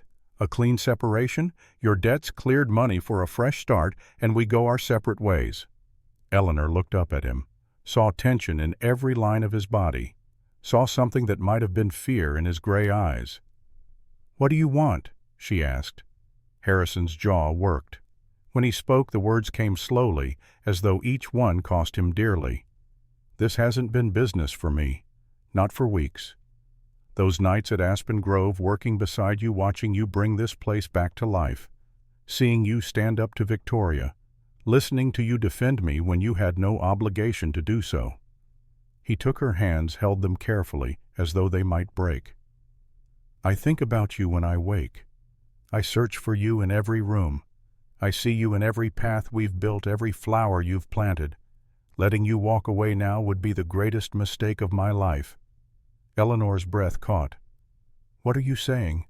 I'm saying I've fallen in love with you. Somewhere between that first handshake in my study and last night in the garden. I've fallen completely, irreversibly in love with you. His voice dropped to barely above a whisper. If you walk down that path today, I want it to be as my true wife. Not for 1 year. For a lifetime. If you'll have me. Tears spilled down Eleanor's cheeks. I thought I was the only one feeling this. I thought I was going mad. I've loved you since the night by the creek, since you told me about your father and I saw the man beneath the armor. Harrison pulled her close, wrapped his arms around her, buried his face in her hair. They stood that way for a long moment, two people who had built walls discovering that the walls had crumbled without them noticing. Is that a yes? Harrison asked, finally, his voice muffled against her shoulder. Eleanor laughed through her tears. Yes, yes, I'll meet you at that creek, as your real wife, for as long as we both live. Harrison pulled back just enough to look at her face. Then he kissed her, gentle at first, then deeper, as though he were a drowning man and she were air. When they finally separated, both breathing hard, Eleanor smiled. We should probably tell the guests that this wedding just became real. In a minute, Harrison said, and kissed her again. The meadow had transformed into something out of a dream. 72 guests sat on benches arranged in neat rows facing the creek where 2 white-barked aspens stood like sentinels. Lanterns hung from branches ready to be lit as evening approached. The path Eleanor had designed with white river stones led from the cabin down the gentle slope lined with the last wild flowers of autumn. Purple asters, goldenrod, the delicate pink of prairie smoke. The string quartet played softly, their music drifting through the clear mountain air. Women in their finest dresses, men in suits that had traveled hundreds of miles in carefully packed trunks, children who had been bribed into good behavior with peppermint sticks. All of them gathered to witness what they believed was a love match between the territory's most powerful merchant and a modest apothecary. Only 2 people in attendance knew the full truth. That this wedding scheduled as performance had become achingly real somewhere between signed contracts and stolen moments by a creek. Eleanor stood in the cabin doorway, Robert Sterling beside her. Harrison's step-uncle had insisted on the honor of escorting her down the path, claiming no Blackwood bride should walk alone while he drew breath. "Ready, my dear?" Robert asked gently. Eleanor nodded, unable to speak past the emotion closing her throat. They stepped onto the porch. The quartet shifted to the wedding processional. Every head turned. Eleanor focused on Harrison standing beneath the aspens at the far end of the path. He wore the black suit, but his eyes held none of the cold calculation she had first encountered. Instead, they were warm, fixed on her with an intensity that made the rest of the world blur. She walked slowly, acutely aware of the sapphire ring on her finger, the antique lace against her skin, the weight of expectations both real and fabricated. But more than any of that, she felt the certainty that had settled in her chest since Harrison's confession that morning. This was right. This was real. Whatever had brought them to this moment, the feelings were genuine. When they reached the aspens, Robert placed Eleanor's hand in Harrison's and stepped back. Reverend Thompson, the traveling minister who had married half the families in the territory, stood between them with his prayer book open. But before he could begin the ceremony, Harrison spoke. "Wait." His voice carried clearly across the assembled guests. "Before we begin, I need to say something." Confused murmurs rippled through the crowd. Judith, seated in the front row with a blanket across her lap and the oxygen tube running to her nose, smiled knowingly. Harrison turned to face Eleanor, fully still holding her hands. "I was going to recite the vows we prepared," he said. "Beautiful words about love and commitment. But they're not true, not the whole truth." Eleanor's heart stuttered. What was he doing? "The truth is," Harrison continued, his voice rough with emotion, "I didn't fall in love with you at a harvest dance. I fell in love watching you fight for children you'd never met, watching you negotiate with me when you had no leverage, watching you bring life back to a place I thought was dead." He squeezed her hands. "I was going to marry you for convenience, for business, because I thought love was weakness and marriage was a transaction. But you showed me that the real weakness is being too afraid to feel, too afraid to trust, too afraid to let someone see you as you actually are." Harrison's voice dropped, meant for her ears, but carrying in the mountain stillness. "You've seen me, Eleanor, seen past the money and the power to the damaged man underneath, and somehow you chose to love me anyway. I don't deserve that, but I swear I will spend every day of the rest of my life trying to be worthy of it." Tears streamed down Eleanor's face. She made no attempt to hide them. "I was scared," she said, her voice shaking but clear. "When I met you, I saw a mountain tyrant, a man who valued ledgers more than lives, a man with a heart made of ice and calculation." She reached up, placed her palm against his cheek. "But I was wrong. I watched you kneel in your grandmother's herb garden, watched you cancel profitable contracts because they would harm people, watched you stand with injured workers instead of hiding behind walls. You're not the legend people fear. You're better than that. You're human, flawed, trying, and I love every difficult, stubborn, secretly kind part of you." Harrison's eyes glistened. In front of 72 witnesses, he bent his forehead to rest against hers. "I will choose what's right over what's easy," he whispered. "I will listen when you speak. I will love you with fierce loyalty. This I swear." "I will see the real man behind the legend," Eleanor whispered back. "I will speak up when you lose your way. I will walk beside you through every storm. This I swear." Reverend Thompson cleared his throat. "Well, that was unexpected, but beautiful." He smiled. "Shall we make it official?" The traditional vows that followed seemed almost anticlimactic after the raw honesty that had preceded them. But when the minister finally said, "I now pronounce you husband and wife," and Harrison kissed Eleanor, the applause that erupted was genuine, thunderous. Judith Blackwood wiped tears from her weathered cheeks and thought, I knew from the first moment." The celebration that followed lasted into the evening. Tables laden with food appeared carried up from Copper Creek in wagons. Musicians played. Children chased each other through the meadow, while adults talked and laughed and toasted the newlyweds with whiskey and wine. Harrison and Eleanor moved through the crowd in a daze, accepting congratulations, barely tasting the food pressed into their hands. They danced together as the sun set, neither of them particularly skilled, both of them happy simply to be close. As twilight deepened and the lanterns were lit, Harrison drew Eleanor away from the celebration toward the creek. "I have something for you," he said quietly. From his jacket pocket he withdrew a folded paper. Eleanor opened it carefully. The deed to Aspen Grove signed over to Eleanor Morgan Blackwood. "Harrison, I can't accept." "It's yours," he interrupted gently. "This place came alive again because of you. It should belong to you." Eleanor looked around the meadow, now glowing with lantern light, filled with laughter and music and joy. "It already does," she said softly. They stood by the creek until stars filled the sky, talking quietly about the future, where they would live, whether to expand the apothecary or start something new, how to balance Harrison's business empire with the life they wanted to build together. Neither of them noticed Victoria Ashford watching from the shadows beyond the lantern light, her face twisted with an emotion that went far beyond simple jealousy. Harrison had business at a ranch near Cheyenne, a property he was considering purchasing for Blackwood Trading's expansion into cattle. Eleanor accompanied him, eager to see more of the frontier and unwilling to be separated so soon after their marriage. They spent 3 days riding across rolling grasslands, inspecting herds, meeting with the ranch owner. Eleanor discovered she enjoyed the work, the negotiation, the assessment of value. Harrison discovered he enjoyed working with a partner who asked sharp questions and refused to accept easy answers. They were happy, genuinely, unexpectedly happy. The telegram arrived on the morning of the 4th day.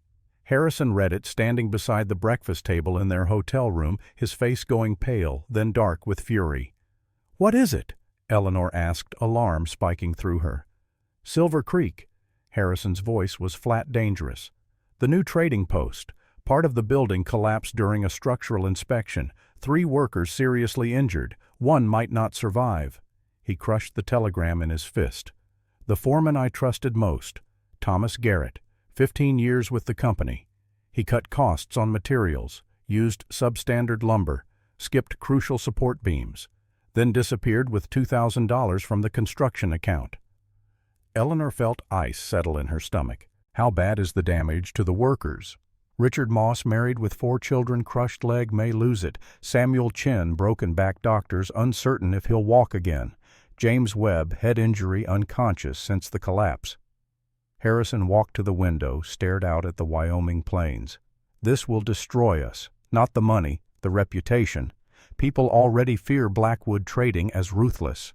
Now they'll say we value profit over human life, that we cut corners and leave workers to die."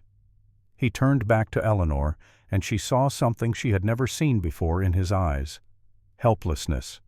"My competitors will use this. They'll demand I step aside, sell the company, probably to the church or some consortium that will dismantle everything my father built."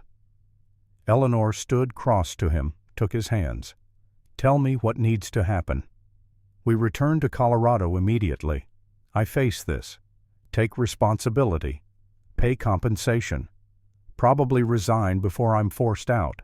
His jaw clenched. "It's the only way to preserve some small part of the company's integrity." "No," Eleanor said firmly. Harrison blinked. "No. The man I married doesn't run from hard things." Eleanor's voice was steel wrapped in velvet. "If you truly want to honor your father's dream, you can't hand control to men who still think the old way. This is your chance to transform Blackwood Trading into something better, a company that lifts communities instead of extracting from them." She gripped his hands tighter. "We face this together. We take responsibility. We make it right. And then we rebuild the company into something your father would actually recognize." Harrison stared at her for a long moment. Then slowly, hope began to replace despair in his eyes. "You said we. I'm your wife, your partner. That means I stand with you, even in this, especially in this." Harrison pulled her into his arms, held her so tightly she could barely breathe. "I don't deserve you." "Probably not," Eleanor agreed into his shoulder. "But you're stuck with me anyway." They caught the first train back to Colorado. The building was packed, every seat filled, people standing along the walls, workers from the Silver Creek site, families of the injured men, business partners, townspeople, journalists from Denver and Cheyenne, everyone who had an opinion about Harrison Blackwood and his business practices. The mood was ugly, angry. People shouted questions and accusations before Harrison even reached the podium. "How many more men have to be hurt before you care? Profit over people, same as always. You should be in jail, Blackwood." Harrison stood at the front of the room, Eleanor beside him, and waited for the noise to die down. It took 10 minutes.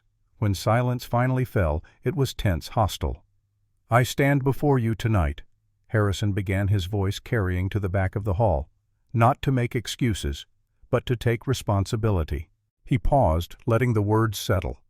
"The collapse at Silver Creek happened because my company failed to properly oversee construction, because I trusted a man I should have verified, because I built a system that allowed corruption to flourish. Those failures are mine. The consequences belong to the injured workers and their families." Murmurs rippled through the crowd. This was not the defensive speech they had expected. "Richard Moss is in hospital with a crushed leg," Harrison continued. "Samuel Chin faces months of recovery with an uncertain outcome. James Webb remains unconscious. These men worked for me. They trusted that Blackwood Trading would keep them safe. I violated that trust." He pulled papers from his jacket.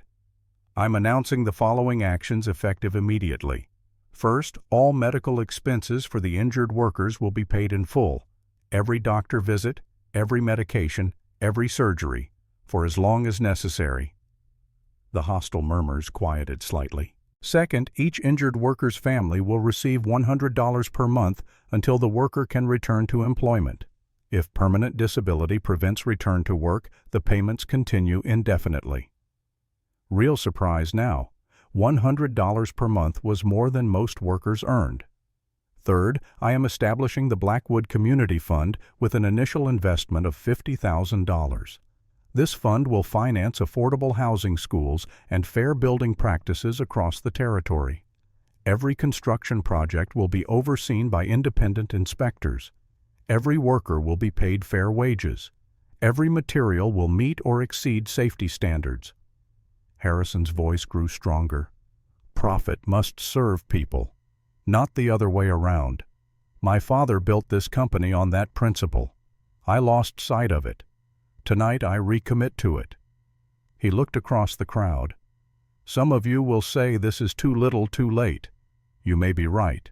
But I'm asking for the chance to prove that Blackwood Trading can be something better than its worst moments, something that builds communities instead of extracting from them." A hand rose in the back. Harrison nodded. A man stood weathered and gray. "What about Garrett, the foreman who ran—" "There's a warrant for his arrest. When he's found, he'll face criminal charges. But his crimes don't absolve my company's failures. We should have caught the corruption before it hurt anyone." Another hand. A woman this time, her face lined with worry. "My husband is Richard Moss. How do I know you'll keep these promises once people stop paying attention?" Eleanor stepped forward before Harrison could answer. "Because I'll make sure he does." All eyes turned to her. Eleanor felt her pulse race but kept her voice steady. "My name is Eleanor Blackwood. Some of you know me as the woman who ran the apothecary on Main Street. I'm now Harrison's wife and partner. I fought him when he tried to demolish buildings for warehouses. I demanded he fund the school in Pine Ridge when he wanted to charge unfair prices for lumber. I will continue to push him to do what's right even when it's difficult." She met the woman's eyes directly. "Your husband will receive the care he needs. You have my word. And unlike my husband, I have no reputation to rebuild. I can afford to be stubborn." Laughter, unexpected and tension-breaking, rippled through the hall. The woman sat down looking slightly less hostile. More questions followed, hard questions about oversight and accountability and what would happen to workers who reported safety violations. Harrison answered each one, Eleanor adding details when needed, both of them refusing to dodge or deflect. When the meeting finally ended 2 hours later, the mood had shifted. Still skeptical, still watching, but willing to wait and see. As people filed out, Victoria Ashford remained in her seat near the back, studying Harrison and Eleanor with cold calculation. Robert Sterling knocked on the study door, entered without waiting for permission. His usual affable expression was grim. "We have a problem," he said without preamble. "A serious one." Harrison looked up from the ledgers he was reviewing with Eleanor. "More serious than the Silver Creek collapse." "Related to it." Robert closed the door, moved closer. "I hired a private investigator to look into Thomas Garrett's disappearance. Wanted to know where he'd gone, how to track him down." He placed a folder on the desk. The investigator found something interesting. Garrett made several deposits to his bank account over the past 6 months. Small amounts easy to overlook, but they add up to almost $5,000 beyond his salary. Harrison opened the folder, scanned the bank records. Bribes from suppliers. That was my first thought. But the investigator traced the source. Robert's voice dropped. The money came from Victoria Ashford, routed through several intermediate accounts to hide the trail, but ultimately traceable back to Ashford Industries. The room went very still. Eleanor spoke first. Victoria paid Garrett to sabotage the construction. That's my conclusion. I think she wanted to damage Harrison's reputation. force him to resign or sell.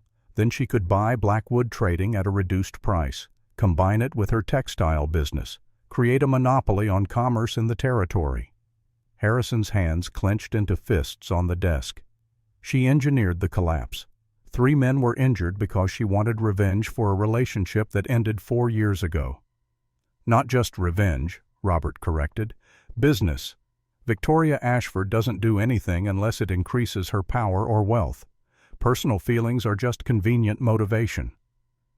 Eleanor felt cold fury settle in her chest. Can we prove this? Can we take her to court? Robert shook his head. The money trail exists, but it's circumstantial. A good lawyer would argue the payments were legitimate consulting fees or loans. Garrett is the only one who could confirm Victoria's involvement, and he's disappeared. Then we confront her directly, Eleanor said. Force a confession. That's dangerous, Robert warned. Victoria is ruthless. If she feels cornered, there's no telling what she might do. Harrison walked to the window.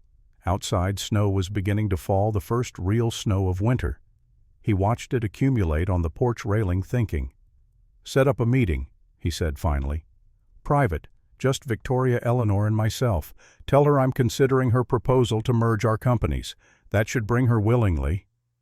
Harrison, if she's willing to hurt workers, she might. I know the risks. Harrison turned back. But I won't let her win. My father didn't build this company for it to be absorbed by someone who sees people as obstacles. The office was elegant, all dark wood and Persian rugs.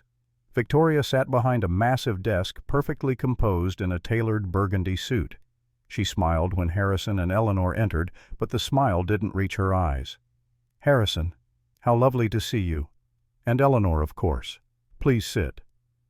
They remained standing. Victoria's smile faltered slightly. I'll be direct, Harrison said. I know you paid Thomas Garrett to sabotage the Silver Creek construction. I know the money came from your accounts routed through intermediaries. I know you plan to use the scandal to force me out and acquire Blackwood Trading at a discount. Victoria's expression didn't change. That's quite an accusation. Do you have proof? Bank records, transaction histories. Enough to create serious questions, even if not enough for a criminal conviction. Victoria leaned back in her chair. Then why are we having this conversation? If you had real evidence, you'd go to the authorities. Since you're here instead, I assume you want something. I want you to know that I see you, Harrison said quietly. I see what you are, and I want you to understand that you failed. Victoria's eyes flashed. Failed? You wanted to destroy me, to take what I've built. But all you did was show me what matters. Not the company, not the money, the people, my wife, my grandmother, the workers who trust me to keep them safe. Harrison's voice was steel. You can't take that. It's not for sale. Victoria stood slowly, placed her hands on the desk. You're a fool, Harrison. You had power, real power, and you're throwing it away for sentiment. For a woman who married you for money and workers who would abandon you the moment profits drop. You're wrong about Eleanor, Harrison said. Wrong about my workers. Wrong about what strength actually means. You think being ruthless makes you powerful, but all it makes you is alone. He turned toward the door, Eleanor beside him. I won't file charges. The evidence is too circumstantial, and a public trial would only hurt the families involved. But I will never do business with Ashford Industries again. I will make sure every legitimate company in the territory knows what you did. You'll spend the rest of your life wondering why deals fall through and partnerships collapse. That's your punishment, living with the reputation you've earned. You self-righteous bastard, Victoria hissed, her composure finally cracking. You rejected me, made me feel worthless. You deserved everything that happened. I should have been kinder when I ended our relationship, Harrison acknowledged. I was younger, stupider, more callous than I should have been. For that I apologize. But nothing justifies what you did. 3 men are still recovering from injuries you caused. That blood is on your hands, not mine. He opened the door. Goodbye, Victoria. I hope someday you find something worth caring about more than money and revenge, but I won't hold my breath. As they walked to their carriage, Eleanor took Harrison's hand. "You were merciful." "Was I? I ruined her business reputation." "You could have pressed charges, could have destroyed her completely. Instead, you walked away." Eleanor squeezed his hand. "That's not weakness. That's choosing not to become what you hate." Harrison helped her into the carriage, then climbed up beside her. As they drove away from Silver Falls, Eleanor looked back to see Victoria standing in the window of her office, a small, furious figure framed by expensive curtains. Some partners left unwilling to accept the new direction. Gerald Sutton and 2 others sold their shares at market value and departed for opportunities in California. Harrison let them go without argument. Others stayed. Vivian increased her investment, taking on a more active role in company operations. Robert Sterling became Chief Operating Officer, implementing transparent accounting and worker safety protocols. Young workers were promoted to management positions, bringing fresh perspectives and energy. The Blackwood Community Fund's first project broke ground in March of 1879. 20 small houses in Pine Ridge, built to high standards, rented at prices working families could afford. Each house had a small garden plot. The community shared a well with clean water pumped by a windmill. Medical services were provided twice weekly by a traveling doctor paid from the fund. By summer of 1879, Victoria Ashford's business empire began to crumble. Contracts canceled, partnerships dissolved, workers left for better employers. By autumn, Ashford Industries declared bankruptcy. Victoria herself disappeared from the territory, some said to San Francisco, others to New York. Harrison never spoke of her again. The school Eleanor had demanded as part of her original bargain was completed in April. Solid timber construction, 40 desks, a blackboard imported from Chicago, and textbooks for every student. The town named it Blackwood School, and Eleanor didn't argue. Let Harrison's name be associated with something good. Eleanor herself threw herself into the company's transformation. She established worker health clinics at major sites staffed by trained nurses who could treat minor injuries and identify serious problems before they became catastrophic.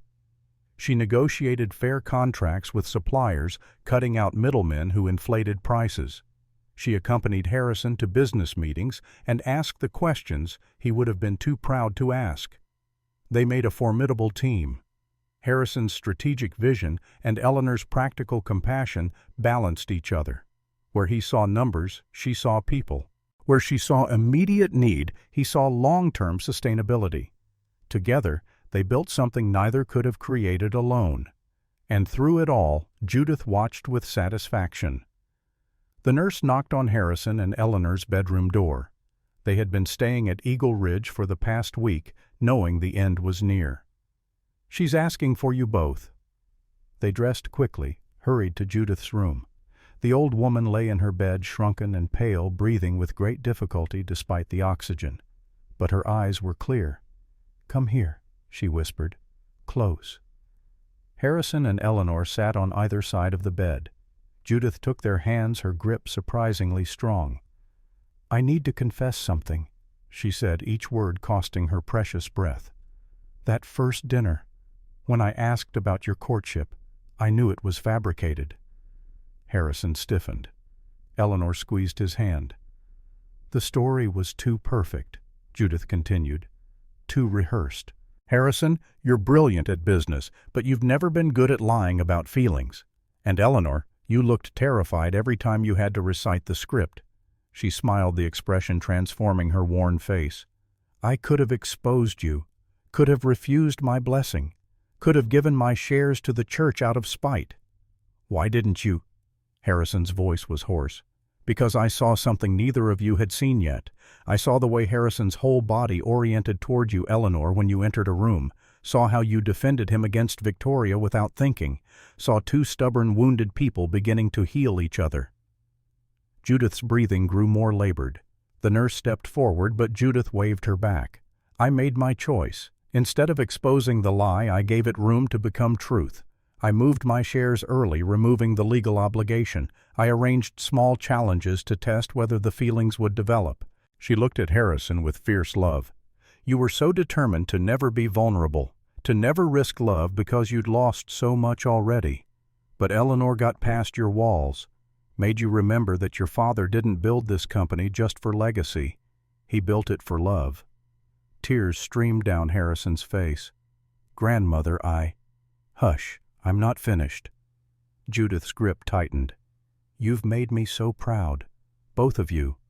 You took a company built on extraction and transformed it into something that builds communities. You proved that strength and compassion can coexist. Your father would be astonished and delighted. She turned to Eleanor. Take care of my boy. Keep pushing him to be better. Don't let him retreat into cold calculation when things get hard. He needs you more than he'll ever admit. I promise, Eleanor whispered. Judith closed her eyes, smiled peacefully.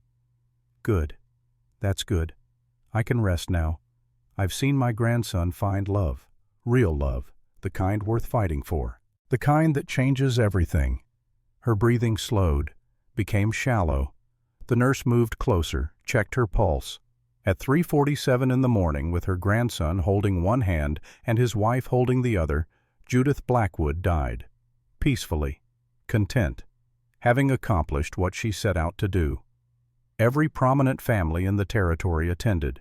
Business partners, workers, townspeople whose lives Judith had touched over 8 decades. The house overflowed with flowers and food and people sharing stories of a woman who had survived silver mines and frontier winters, and the loss of her husband, who had built an empire with bare hands and cunning mind, who had loved fiercely and died satisfied. Harrison delivered the eulogy, spoke of his grandmother's strength, her wisdom, her refusal to accept limitations others tried to impose. Spoke of how she had raised him after his father died, had taught him to read ledgers and weather patterns and people's true motivations. She was the strongest person I ever knew, Harrison said, his voice carrying across the packed room. And the kindest. Those two things are not contradictory. She taught me that. Eleanor stood beside him, hand on his arm, steady support. After the service, as guests departed and the house grew quiet, Harrison and Eleanor walked through Judith's herb garden. The plants were in full spring growth, pushing through soil warmed by lengthening days. She planned this, Harrison said quietly. All of it. She knew from the beginning that our marriage was a bargain, and instead of stopping it, she guided it, shaped it, gave us the time and space to fall in love on our own terms. She was remarkable, Eleanor agreed. She left me everything. The shares, the estate, her personal accounts, but also this. Harrison pulled a letter from his jacket. The lawyer gave it to me this morning, instructions to be opened after her death. He handed it to Eleanor. The envelope was addressed in Judith's careful script to my grandson and his beloved wife. Eleanor opened it carefully.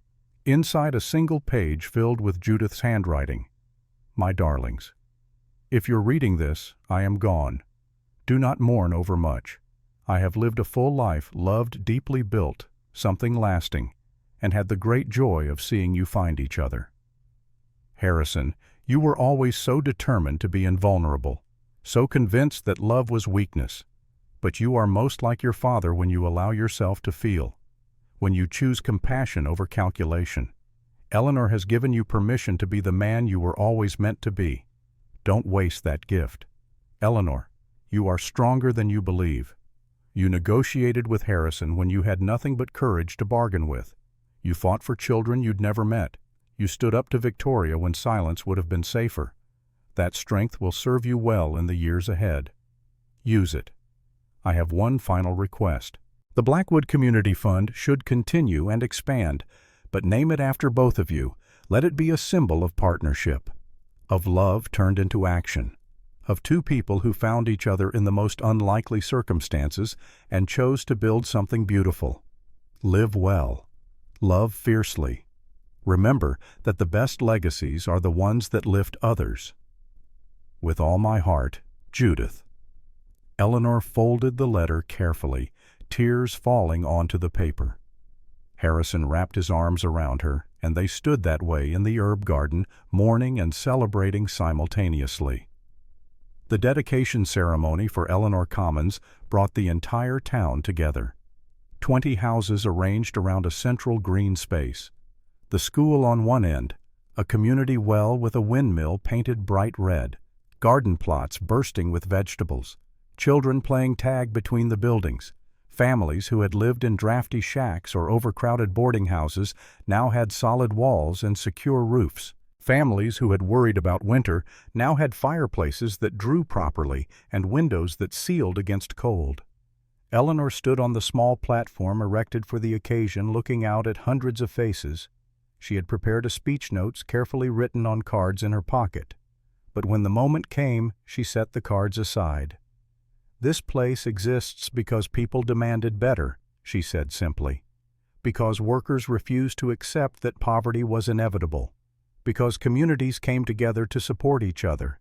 Because my husband listened when he could have dismissed concerns as complaints." She gestured to the houses, the school, the gardens.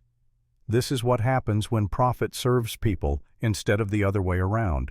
When businesses see workers as partners instead of expenses. When we remember that wealth means nothing if it's built on others' suffering." Applause rippled through the crowd. Eleanor stepped back. Let Harrison take her place. "My father started Blackwood trading in 1850, Harrison said. 1 horse, 1 gun, a dream of building something that would provide for his family. He succeeded beyond his imagination, but somewhere along the way I lost sight of why he built it. I thought maintaining power was the goal. I was wrong." He looked at Eleanor. "My wife taught me what my father knew instinctively, that the point of building something is to make the world better, that profit without purpose is just greed dressed up in ledgers." Harrison turned back to the crowd. "Eleanor Commons is the first of many projects. We're establishing similar communities in Silver Falls, Copper Creek, and Cheyenne. We're requiring all suppliers to meet safety and wage standards. We're creating worker councils with real power to address concerns. This is not charity. This is how business should have been conducted from the beginning." More applause. Louder this time. As the official ceremony concluded and people moved toward tables laden with food, a small girl approached Eleanor. Maybe 6 years old, with dark hair in braids and a gap-toothed smile. "Miss Eleanor, I mean Mrs. Blackwood." Eleanor knelt down to the child's level. "Hello? What's your name?" "Sarah. Sarah Chen.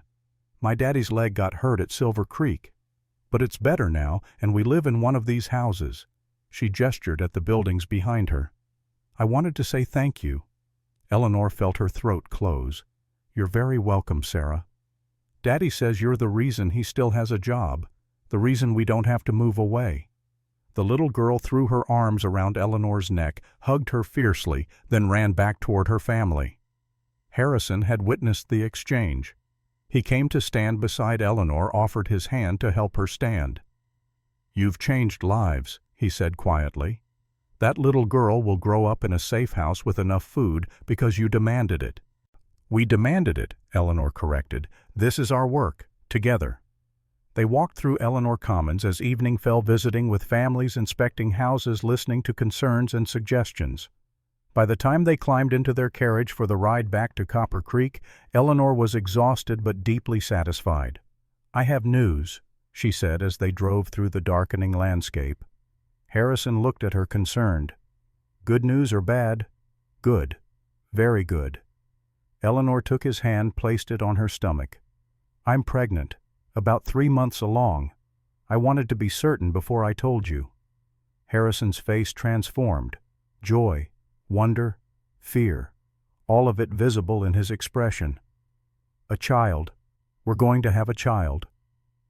"Your grandmother knew," Eleanor said softly. "The last time I saw her alone, she asked if I was feeling well in the mornings. She knew before I did." Harrison pulled Eleanor close, careful of her still flat stomach, and held her while the carriage rolled through the summer night.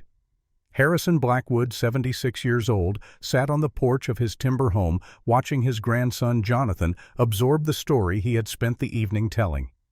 The boy was quiet, processing the way thoughtful young people do when presented with truths that reshape their understanding. "So it started as a lie," Jonathan said finally. You hired grandmother to be your wife." "I did," Harrison confirmed. "For $300 worth of debt and the promise of a school. It was manipulative, coercive, wrong in more ways than I can count. But it became real. It became the most real thing in my life." Harrison looked at the photograph visible through the window. Eleanor in her wedding dress, himself in his black suit, both of them framed by aspen trees. "Your grandmother saw past my walls to the frightened boy underneath. She pushed me to be better than I wanted to be, to care about things beyond profit and power." He stood moved to the porch railing, looked out at the mountains. "We had 42 years together, built a company that treated workers fairly, raised 3 children who understand that wealth brings responsibility, created communities that still thrive." Harrison turned back to his grandson. "Your grandmother died last year. Cancer. She faced it the way she faced everything, with courage and stubborn hope. Her last words to me were, 'No regrets, not a single one.'" "Do you have regrets?" Jonathan asked. Harrison considered the question. "I regret the years before I met her, the people I hurt through cold business practices, the opportunities to do good that I ignored because they weren't profitable." He smiled slightly. "But I don't regret the bargain. Even though it started wrong, it led to everything that matters." He walked back to his chair, sat down heavily. Age was catching up with him. Some days his joints ached. Some days his heart felt tired. But his mind remained sharp, full of memories that seemed more vivid than the present. "Why are you telling me this story, grandfather?" Jonathan asked. "Really telling me, I mean, the whole truth." "Because you're 15, old enough to start making real decisions. And I want you to understand something crucial." Harrison leaned forward, looked his grandson in the eye. "Life rarely goes according to plan. The best things often start as mistakes or compromises or desperate gambles. What matters is what you do when the plan falls apart." He gestured toward the photograph. "I planned to marry for business, to secure an inheritance, to maintain control. All of that fell away, and I was left with a choice: stick to the contract or embrace something real and terrifying and beautiful." "You chose real," Jonathan said. "I chose love, and it changed everything." Harrison stood again, restless despite his age. "That's the lesson, boy. Not that arranged marriages are good or that manipulation leads to happiness, but that when life offers you something genuine, something that makes you better than you are, you grab it, even if it scares you, especially if it scares you." Jonathan absorbed this silently. Then, "Tell me about the children. Your children. My father and his sisters." Harrison's face softened. "That's a story for another night. It's late. Your mother will worry." He walked Jonathan to the door, watched the boy head down the path toward the main house where Harrison's son lived with his family. 3 generations on this land now. The timber business had become a sustainable forestry operation. Eleanor Commons had expanded to 6 locations. The Blackwood name no longer inspired fear, but respect. Harrison returned to his chair, pulled a blanket over his lap against the mountain chill. He reached into his pocket, withdrew a worn letter. Eleanor's last letter to him, written 3 days before she died. "My dearest Harry, I am not afraid of dying. I've lived more fully than most people dream of. But I am sorry to leave you. Sorry you'll be alone. Remember what I told you 42 years ago. You're not the legend. You're better than that. You're human, flawed, trying, and worthy of love. Thank you for choosing me. Thank you for becoming the man I always knew you could be. Thank you for 42 years of partnership, argument, laughter, and profound connection. I'll wait for you on the other side. Don't take too long. All my love, always. Your Ellie." Harrison folded the letter carefully, placed it back in his pocket over his heart. He looked up at the stars beginning to appear in the darkening sky. "Not too long, my love," he whispered. "I promise." The wind moved through the pine trees, carrying the scent of coming winter. In the distance a hawk called. The mountains stood eternal witnesses to human joy and sorrow, unchanged by the small dramas played out in their shadows. Harrison Blackwood closed his eyes and remembered a cold October morning when 3 men had arrived at a small apothecary shop to collect a debt.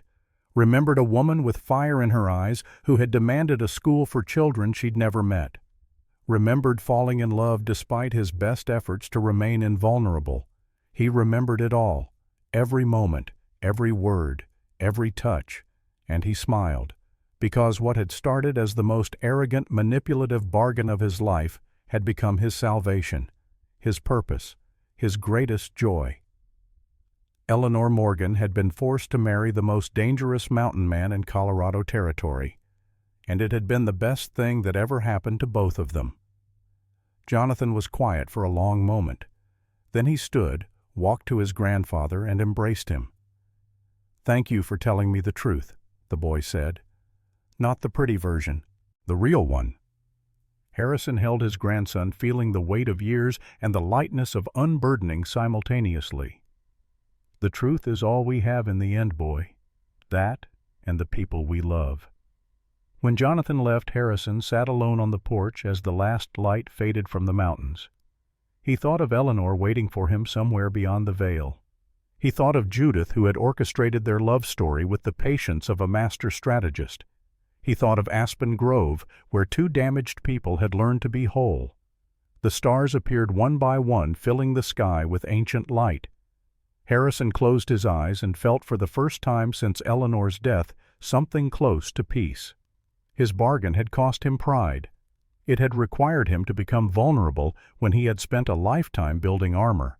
It had forced him to admit that love was not weakness, but the only strength that mattered. And in the end, it had given him everything. The wind whispered through the pines. Harrison smiled. "Soon, my love," he said to the night. "Soon."